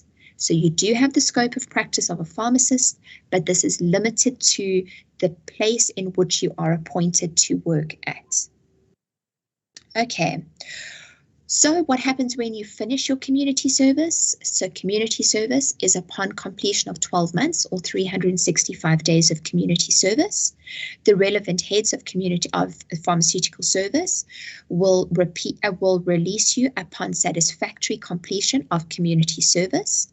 And then Pharmacy Council will uplift the limitation from your pharmacist registration. Please note that there is no fee that is required for the release of a pharmacist from community service. So that is important to note, that you will be released by the heads of pharmaceutical service upon satisfactory completion. Okay, so just a couple of questions that we often get from interns, and I just want to go through it so that you are aware of them. Can a community service pharmacist work as a locum pharmacist at a private facility after hours? So this refers to working as a locum, so you're not appointed to complete your community service at that private facility. Would you be allowed to locum at additional facilities? And this is not possible, so that a community service pharmacist is only allowed to work as a pharmacist, has the scope of practice of a pharmacist to work at an allocated site, so where they are placed by the National Department of Health. Okay, so very, very important. You may not work in any other role, so you cannot work as an intern or a post-basic pharmacist assistant once you are registered as a community service pharmacist, and you may not locum at an additional facility after hours. Can a community service pharmacist be the responsible pharmacist? Yes, you may be the responsible pharmacist of the facility that you are appointed to work at. Okay. Important to note that a community service pharmacist may tutor pharmacy support personnel, but may not be a tutor to a pharmacist intern. Okay, so you are allowed to tutor pharmacy support personnel, but you may not tutor an intern. Okay, so there were a few questions in the chat earlier about once released from internship, or what happens if your placement has been delayed. So there were a few people that were concerned that they may only be eligible for the mid-year cycle, and there perhaps would be a gap in them finishing internship and commencing community service. So please note that we have made provision for this. Once released from internship, you may no longer practice as an intern, pharmacist assistant, or a pharmacist until you are registered as a community service pharmacist. There is, however, an allowance to permit those awaiting placement as a community service pharmacist to work as a pharmacist assistant post-basic for a period of 6 months. Okay, what we require is that you have written confirmation from ICSP that you have not yet been placed as a community service pharmacist, or that you will commence your community service or that you'll commence community service in the next cycle. You will need to complete the applicable application form as well as pay the applicable fee. So please make sure that you are aware of that, and that before you may work as a post-basic pharmacist assistant while you are awaiting placement, you need to please complete the application form and pay the applicable fee. Okay, so a few dates that are coming up. We have heard from a number of interns that they would not be able to write the pre-registration examination on 10-11 November 2021, as they have not written the practice examination. Therefore, a practice examination has been scheduled for the 12th of October 2021. Notification is scheduled to go out as soon as possible regarding the practice examination. So please make sure that those that have not yet written the practice examination are keeping an eye on their emails for further information. The next examination will take place on 10-11 November 2021. Please note that bookings for this examination have not yet opened, and that you will be notified as soon as bookings are opened. And then please would you log on to the SAPC profile to book for the next examination on 10-11 November. Please, within that email that you will receive, you will note in that email the criteria according to your date of registration, as well as the progress reports that you need to have submitted in order to be eligible to write that exam, and this would also include your CPD submissions. So please make sure that you're reading that carefully to make sure that you are eligible to write the examination on 10-11 November. Final submission dates for CPDs is 11 October 2021. Okay, so before you do leave us tonight, please make sure that you have completed the attendance form, and I'm just I will post this link in the chat for you. So please would you just take a few minutes to complete the attendance register. This is a Microsoft form just to confirm that you were with us this evening, and I would just like to just move to the next slide, as what we are going to be moving on to is the remainder of the questions the questions that you may have posted in the chat. So there were a few questions that regarding CPD entries that were referred to SAPC. So when is the cutoff date for CPD results in order to be placed in October?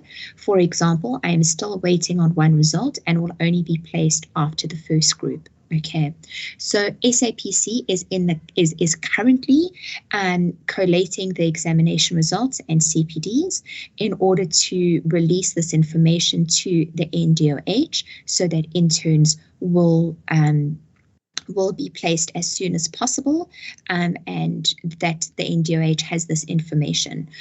So in terms of the cutoff dates regarding CPD results, please make sure that you are submitting your CPDs as soon as possible. Remember, don't wait for the next date to submit your CPDs. Submit them as soon as possible. Okay, how many CPDs do you need to be successful in and have passed the exam to be placed in Group 1? So you need to be competent in your CPDs, and this means that you need to have submitted and be competent in all 6 CPDs. So you need to have all of your CPDs have needed to be submitted, and you need to be competent in all 6. Okay, I have answered the question regarding the qualified post-basic assistant after internship.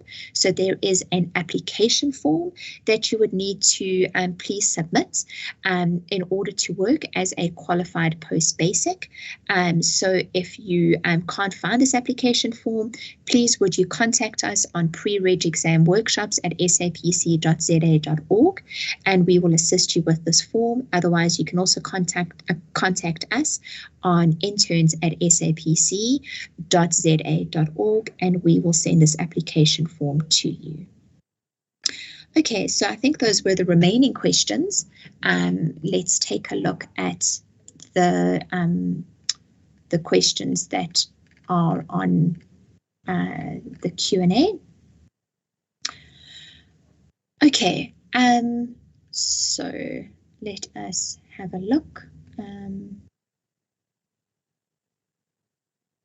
Okay, so I would just like to confirm, because there were a number of questions regarding CPDs. You need to be successful in all 6 CPDs and have passed the examination for you to fall within Group 1. And then the interns that do not meet the requirements for Group 1 will then meet the requirements for Group 1 after the next examination or the release of the CPD results, and then they will be in Group 2, and they would receive their placement, therefore, in December. Okay, if I'm competent in all my CPDs and it shows as competent on the end and I've passed my exam, but on my tutor's end, it shows that I am not competent on my CPDs, will I be able to be placed in Group 1? So Anonymous, if this discrepancy is appearing on your tutor's page, please would you send us a screen grab of your tutor's profile so that we can have a look at this for you, and perhaps it is a technical fault. But let's just verify this before, and we will try to assist you. Okay, with regard to academic interns, please note that an intern that is registered in completing an academic internship needs to submit completion or needs to submit proof of completion of their master's degree for them to be released from internship. So you would not be able to meet the internship requirements if we do not have proof of your graduation or proof that you have passed your master's degree. With regards to the question regarding publishing from Dylan, I'm not too sure regarding publishing of your thesis, but publication is not part of our requirements. We need to ensure that you have passed your master's, and that we need proof from the university with regards to this. Okay. Okay. Okay, regarding the registration cost for community service, I just want to move to this slide because the cost of registration was displayed and you'll be able to see it. Okay, sorry. So currently, over here you can see 6,377 Rand, but please note that we are currently awaiting upon confirmation of the fees payable for 2022 from Council, and this will only be published. It is currently out in a board notice, and that as soon as these fees are confirmed, you'll be able to see this on our website. So under SAPC, under documents and under board notices, all the published fees can be found on the website. So please, in terms of the fee that you need to be paid, it will be published there. Okay, I'm at the next question. I'm going to ask if the NDOH can take it. Can one study during their community service year? So Mr. Kanyile or Kabelo, would you be able to take this question regarding are they allowed to study during their community service year? Hi, thanks, Ian. Can I maybe ask Mezondo, are you able to take that one? I don't see any indication of unmuting from Mr. Kanyile. Okay, thanks. Oh, okay, thanks, Kabelo. The CSPs are not allowed to study during their CSPs because this is part of their training also. They're supposed to complete this training concept. It's only 12 months. Then from there, they can do anything that they want. And we are very much aware that others are studying, but it is not allowed that they study something else while they're in this course. Thank you. Over. Thank you very much, Ms. Ondo. So that also answers the next question that we had from YouTube regarding a master's degree while simultaneously completing community service. So this is not allowed. Let's move on to the next question.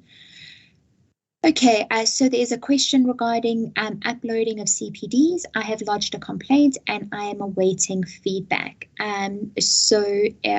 Regarding the question, the uploading of CPDs, please would you send an email to interns@sapc.za.org or pre-reg exam workshop at sapc.za.org, and I will follow up and check regarding your question and try and get you some feedback.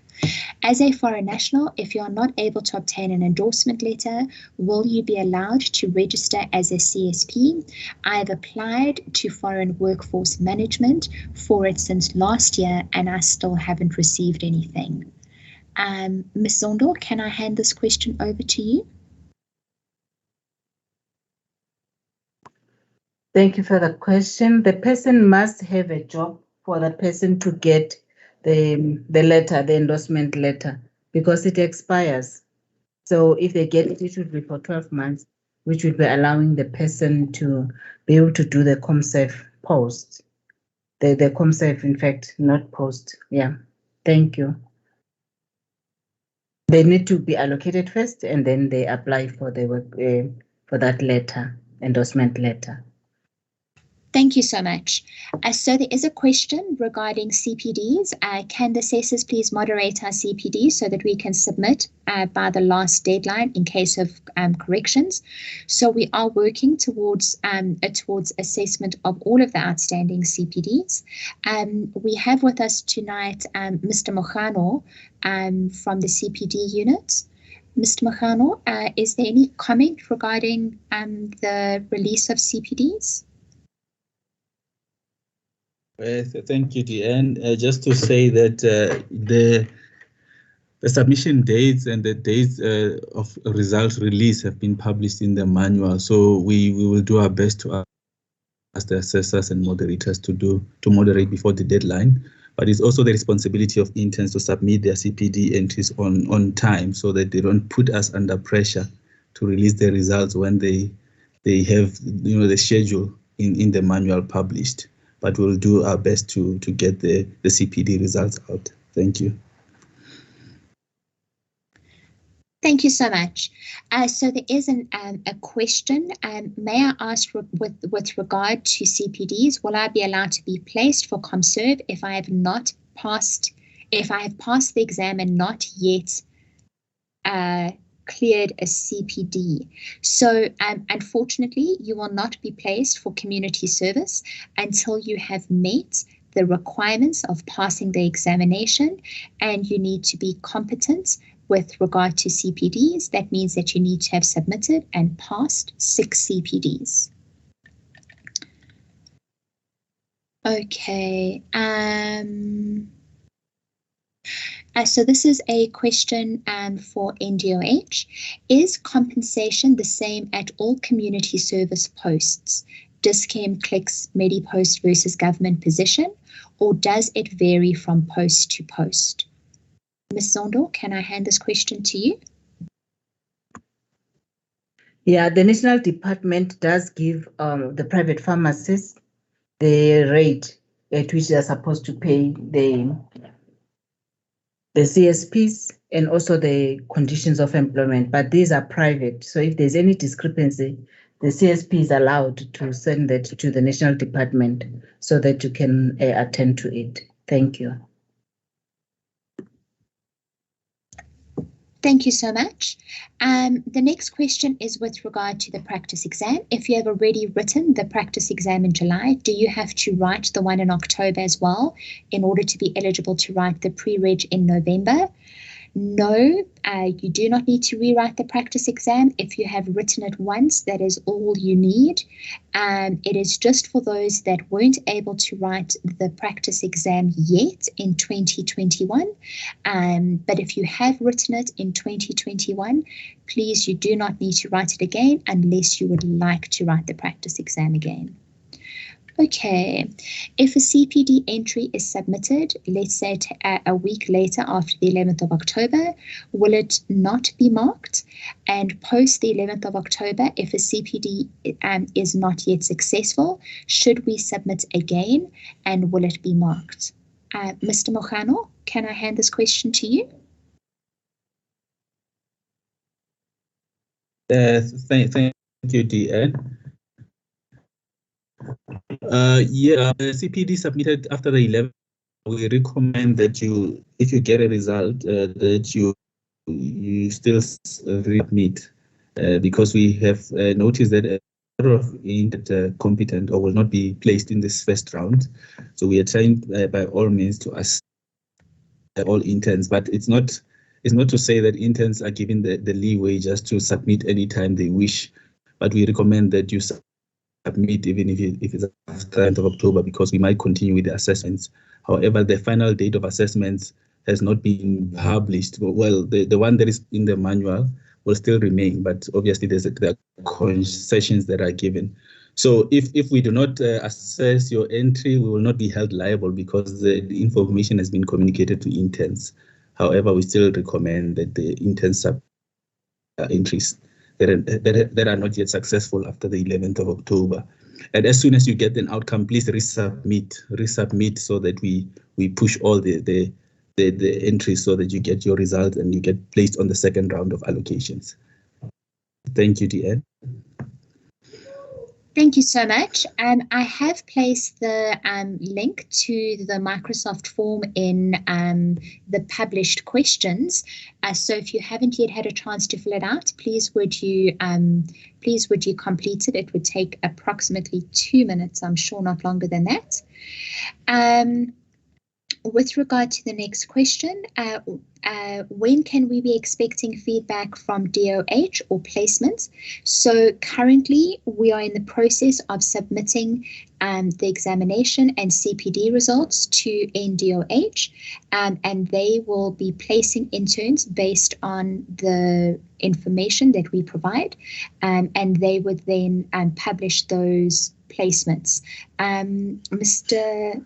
Molope, can I please confirm, is there a date or that we could be expecting placement? Hi, thanks, Diane. So yes, from our side, we will be publishing on the info site and we will be sending emails. So we do not have a particular date, but it will be happening in October. And we will be sending out communication as soon as we do have a confirmation of those. Thanks. Thank you so much.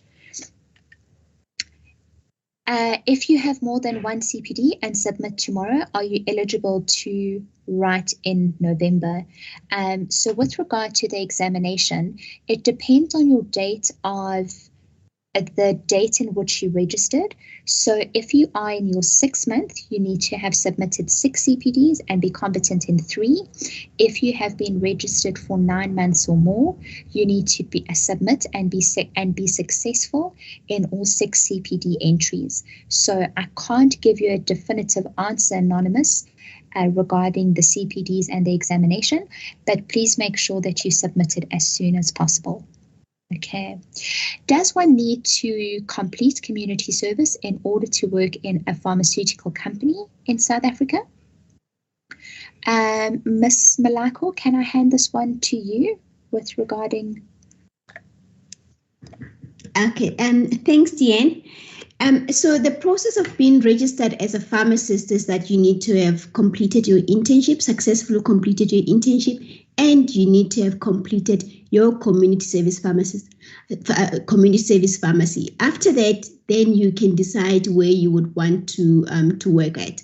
But you need to have successfully completed 365 days of community service. And thereafter, after you've been released from community service, then you can decide to work wherever that you would like to work in any sector of pharmacy. Thank you. Okay, there is a comment from Anonymous. So there is a possibility that we can be placed at a private pharmacy, for example, Clicks for community service. And this was confirmed earlier by NDOH. Okay, there is another question regarding CPDs. You need to submit all CPDs on 11/10 October, or can you submit later? So please make sure that you are submitting your CPDs as soon as possible. So please submit all outstanding CPDs. If you get feedback that your CPDs have been unsuccessful, please submit them as soon as possible.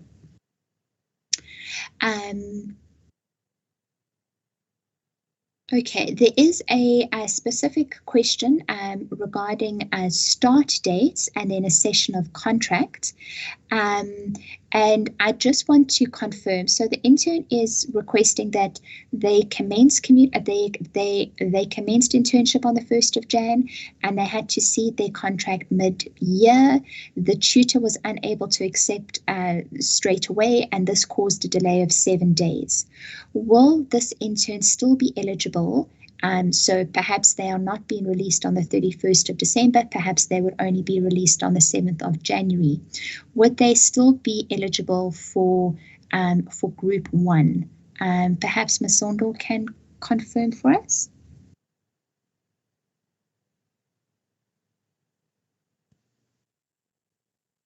Excuse me, Dan. When is the applicant finishing? I'm sorry, I didn't get the question. There was so there has been not a problem. So they would have been finishing on the 31st of December, but there has been a bit of a delay in terms of their internship, and they will only be released during January. Would they still be eligible for Group 1 placement? Yes, definitely they will still be eligible for Group 1 placement because, like I said, Group 1 is from the 1st of January up to the 1st of April. It's just that we prioritize the people that have completed first. It would be unfair to allocate someone who is available in March when the people who are already available to start in January. So if they are finishing in January, they will be able to start 1st of February because they cannot start mid-month. Thank you so much. Mr. Kanyile, I saw your mic was flashing. I don't know if you have anything to add. Oh, yes. No, thanks. I just wanted to support what Ms. Zondo is saying and put it in a way that it should be understandable. I've already mentioned earlier that ComServe is a service platform, which means if a person has not commenced duty, the services in that area suffer. So there are certain areas where they are very strict. If they say they want a person on the 1st of January, it's based on service delivery. They can't wait for a person to start in February. Therefore, it is important that an individual who knows exactly that he or she is not able to commence duty on the 1st of January, inform the system accordingly so that we arrange the start date for that individual at the earliest point that they are available, and also get consensus from that facility regarding the start date. Prospective colleagues should know, if you keep quiet and you don't inform the system, there will be an expectation that you must start on the 1st of January. And if you don't show up, it's a no-show. So therefore, they will remove you on their list and appoint the next person. So it is imperative that all eligible applicants inform the system on their start date. I think, Kabelo, you would, as we go towards closing, inform how the colleagues can indicate their eligible start date on the system so that it's not missed and proper arrangements are made in order to register their start date correctly. Over. Thank you so much. There's another question here, Mr. Kanyile, if you could take it. The intern has heard that the registration fee as a community service pharmacist will be deducted from their parcels. How true is this, and when does it happen? So are there any fees that are payable to Pharmacy Council that are deducted from the salaries of interns?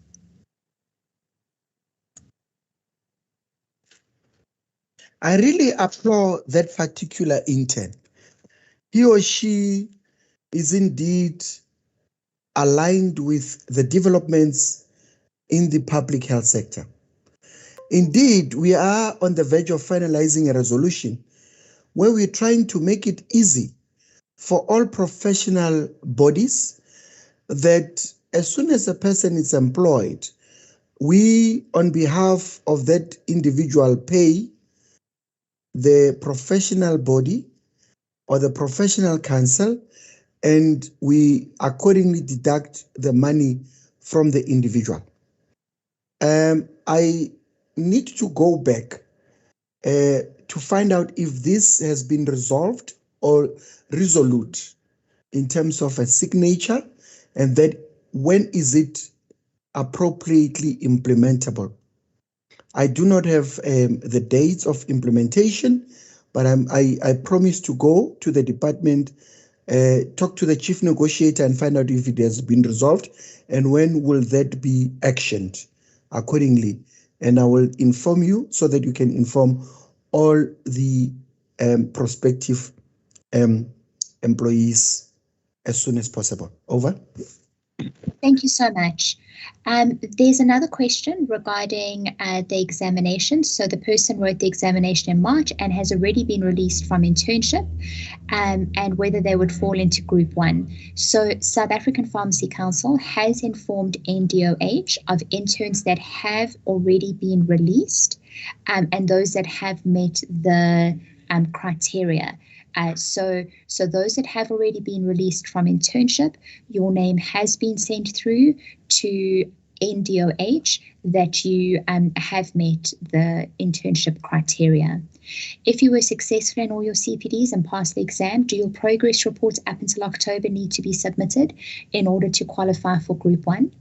So please always remind your tutor to submit your progress reports as soon as possible. But there are two criteria that we are submitting to the NDOH. It's the examination results and the CPD results. We have not submitted the progress reports, but do remember that you cannot be released from internship until your tutor has submitted the required number of progress reports. Okay. So a recording of the session will be available on the SAPC Facebook and YouTube pages. So please make sure that you do have a look at this should you wish to clarify anything. There is a question, Mr. Makano, if you could confirm, how much is a CPD when you have passed How much is a CPD when you have passed 10 submissions? So this is an intern that has submitted 10 CPDs. What is the cost of submissions after that? Thank you, Deanne. I'll have to look on the website and the board notices. If you can just give me a second, we can go to the next one. Thank you so much.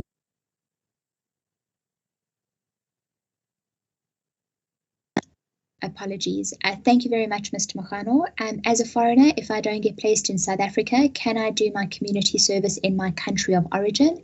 And after completion of community service, can I come back to work in South Africa as a pharmacist? So I'm going to hand this question over to Kamohelo. Ms. Malako, could you assist us with this question? Thank you, Deanne. I think it would have been a perfect question for Ndate Kanyile to answer. Maybe let me give it to Ndate Kanyile to answer that, and then I will add. Thank you. Ndate Kanyile, over to you. Thank you. Thanks, Kamohelo. The regulation or the policy on community service, it's a South African policy.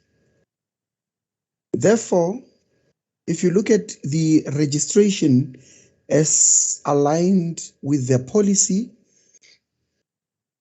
on the Pharmacy Act, it says that a person who comes to register for the first time would have to comply firstly with internship and ComServe, and then register either as a pharmacy officer, a pharmacist in public service, or a pharmacist with independent practice. So the fact that a person has completed ComServe in their country of origin, it doesn't necessarily mean that when they come to South Africa, it would not be regarded as the first level of registration. It is in terms of how the policy and the regulations are written for now. I've already mentioned that we are reviewing the critical skills qualifications in the health sector. In some, we are already engaging Home Affairs that we are indeed getting sufficient numbers that we train who are South African citizens and permanent residents. And those, after engagement with all stakeholders, including publications that needs to be done to follow the regulation, will be removed accordingly. I'm not saying that the pharmacist will be on the list, but I'm just indicating that some of the health profession qualifications are being reviewed, because we have seen recently that we are actually having a saturated platform in terms of ComServe, and therefore we would have to come up with ways and means to assist on people to register and start working. I also have mentioned earlier that a person whom we support that you do ComServe in South Africa is someone who would want to permanently reside in South Africa or wishes to practice their trade in South Africa, because it is one of the obligatory registration process for a person to serve either as a pharmacy in the public service or a pharmacy in the private sector. Thank you so much.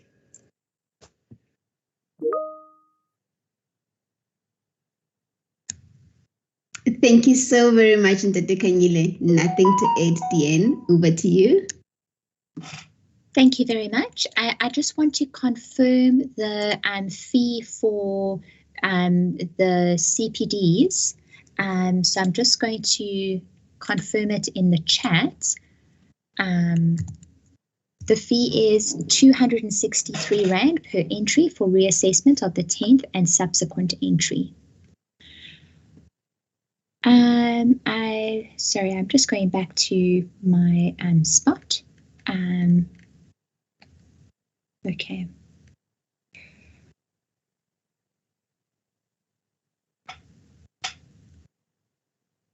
Okay, so perhaps the NDOH, I'm not sure who's going to take it, but what is the next step after receiving the email of placement from the Department of Health?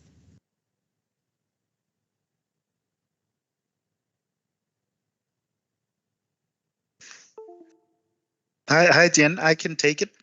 So after we've released preliminary allocation results, we always appeal to applicants to wait for the final results before making any accommodation and final arrangements. However, if you are not interested in doing an exchange, as we did say, your allocation will not change. But we do advise that please wait for the final allocation to be published, and you will be contacted from your respective province, or in case of private pharmacies, you would be contacted from that end to conclude your contracting. So please do wait for those steps to happen, and once you have your contracting, then you know that you can also make your accommodation arrangements. So I was just trying to preempt maybe a follow-up from that question. I hope it answers the question from the prospective colleague. Thanks. Thank you very much. There have been some questions regarding the academic interns and the thesis. So I would just like to go through it again, that you need to please provide confirmation that you have passed your master's degree. So there was a question whether they would be included in group 2 if they could provide this information in November. And as soon as you have this information, please would you submit it so that we can start with, well, we first need to capture it on our side from SAPC, as this is part of your requirements. There is another question regarding whether a letter of submission from the head of school would be sufficient, and a letter of submission is not sufficient. A letter of submission means that your master's thesis still needs to be assessed, and we still need to receive the result from that assessment. So you cannot submit a letter of submission, and this has been discussed with the heads of school, the type of documentation that is acceptable. Are the results of the exam in CPD considered when placing allocation, meaning the better the results, the better the chance of being employed at a preferential post? I'm going to hand this over to the NDOH. Is there any preference given in terms of the results that they achieved? Gabelo, I don't know if you come in or you want me to come in or you'll answer that one. You can take that one, Mr. Kenyile. No, thanks. We do not consider the marks or the higher scores of individuals. What we want is eligibility to practice. As long as the rightful owners who are registering the South African Pharmacy Council has declared you fit for purpose, we shall allocate you for community service. So all are equal in the eyes of the law. Over. Thank you so much. There is a question regarding the certificate of the hospital that I'm doing my internship will expire before I complete my internship, and if not renewed, what will happen to me? So please ensure that the facility that you are completing your internship is approved for training. The facility receives a certificate from us with the dates, so they are approved for specific dates.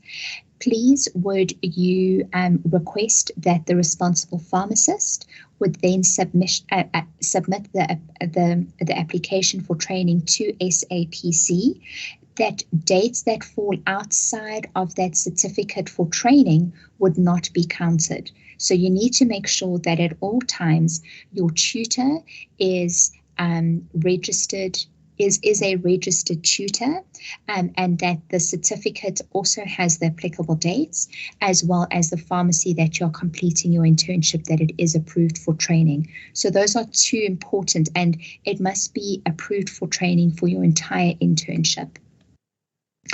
Okay, so just to confirm, those who aren't successful in 6 CPDs at the moment will fall under Group 2. That is correct.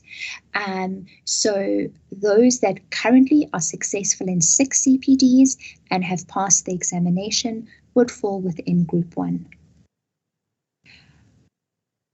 Okay, so there is a question for academic interns. Is there any way that we can start in January while having only submitted the dissertation? Please note that academic interns will not be released from internship until we have confirmation that you have passed your master's. So you would not be able to commence with community service until you have been released as an intern. And this can only happen if we have had confirmation. So there unfortunately is no way that you can start in January if you have submitted your dissertation. You need to have passed your dissertation. Do I need to pay for writing the second time of the examination? Please note that you need to pay upon the 3rd attempt of the examination, but you would be able to see this in the manual, so I would refer you to the manual, and this explains all of this information to you. Okay, must ComServe fees be paid before the start of placement? Yes, the registration fee for community service needs to be paid. It is part of the documentation that you need to submit, and only once we have received all the documentation would we then be able to register you as a CSP. Okay. Okay, can I apply for a change of my registration date as an intern, as I started on the 1st of January, but it shows on my certificate the 25th of January? Yes, you may apply for a review of the date. However, you have to supply evidence of why it should be considered for review. So please make sure that if you are applying for the review of internship, that a date of commencement of the internship, that there is a valid reason and that you would be able to supply evidence of such nature. Okay, so that seems to have brought us to the end of our questions for this evening. Thank you very much for staying with us. I'm going to hand back to Ms. Malako for closing remarks. Thank you so very much, Deanne, for taking us through that the presentation and the Q&A session. Thank you, well done.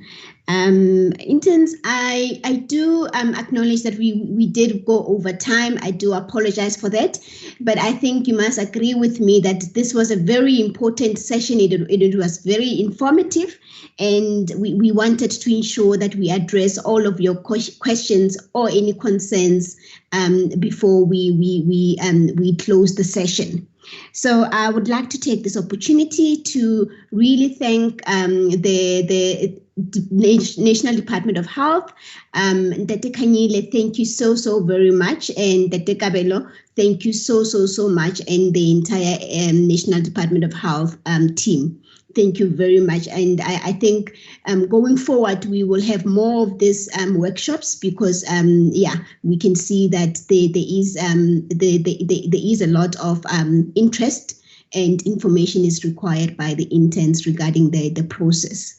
And I would like to also take this opportunity to thank the South African Pharmacy Council team, our communications team, Deanne, and Natalie, Neo, and Dr. Major, thank you so very much, and Dr. Mohano, thank you so very much also for putting this together and being available to assist. And to the interns, thank you so very much for attending this session. And also, we would like to wish you well for the remainder of your internship. And to those that will be writing the examinations, all the best, and please prepare well. And make sure that you submit the required CPD entries so that you can be eligible to register for the exam. And we really look forward to welcoming you in as Community Service Pharmacist in 2022. Maybe before I close, I would like to maybe give Dr. Kanyile an opportunity to also say his closing remarks. Thank you so very much, everyone. Thank you so much. I think it's time for us to also take this opportunity to thank the Pharmacy Council for this great arrangements. And we're looking forward to a continuous collaboration in this regard as we strive in terms of the constitution of the country, which says that we need to provide services to all South Africans. And to our interns, soon to become CEF, I am joining the team by pleading with you that the most important thing is to jump the last hurdle of writing your exams or even, submitting what is required in terms of your CPDs. You have worked quite hard. You've come a long way. And I request you to pat yourself on the back and said, I have made it and I'm ready to serve the people of South Africa. Thank you so much for choosing this magnitude career. We really are short of you. Your space is there. We are waiting for you to just complete. And we appreciate the support that you have received from your families. Some I know that sacrificed a lot for you to be where you are today. And in their absence in this meeting, we thank them and we please send our gratitude to them in the support that they've provided to you. I think it is also proper to thank the good Lord whom has saved us up to date. We've seen people losing lives. It doesn't mean that myself and yourselves are clever. Let's stay safe and follow COVID protocols as we're going towards the festive season. And remember to vaccinate for those who haven't yet gone through the road. It is doable. Some of us have done it, or most of us have done it. And let's go and celebrate responsibly in December, as we know that there is a looming fourth wave coming in December. And as we are the Department of Health, together with the provincial departments, we are preparing for it, making sure that we save lives, we continue to prevent unnecessary COVID infections, and also to ensure that we stabilize the numbers that are coming in our hospitals and we continue to live healthily. And thank you so much once more to my team, the ICSP beautiful team that is full of capacity, full of strength, and willing to assist at all times, whether it's late or early. I really appreciate your availability. Thank you, Kabelo, for steering the ship quite well and the presentation that you have done. Mambongi, Begi, and all those that I've seen online, Christian and all, thank you and continue doing the good job for South Africans. This is not for us. We have sacrificed our life for South Africans, and we are welcoming you, ComServers, to come sacrifice your lives for bettering the lives of all South Africans. Thank you. Thank you so very much, Ndate Kanyile, and good evening to everyone. And thank you so much. Have a lovely evening. And this concludes our session for today. All the best. Thank you.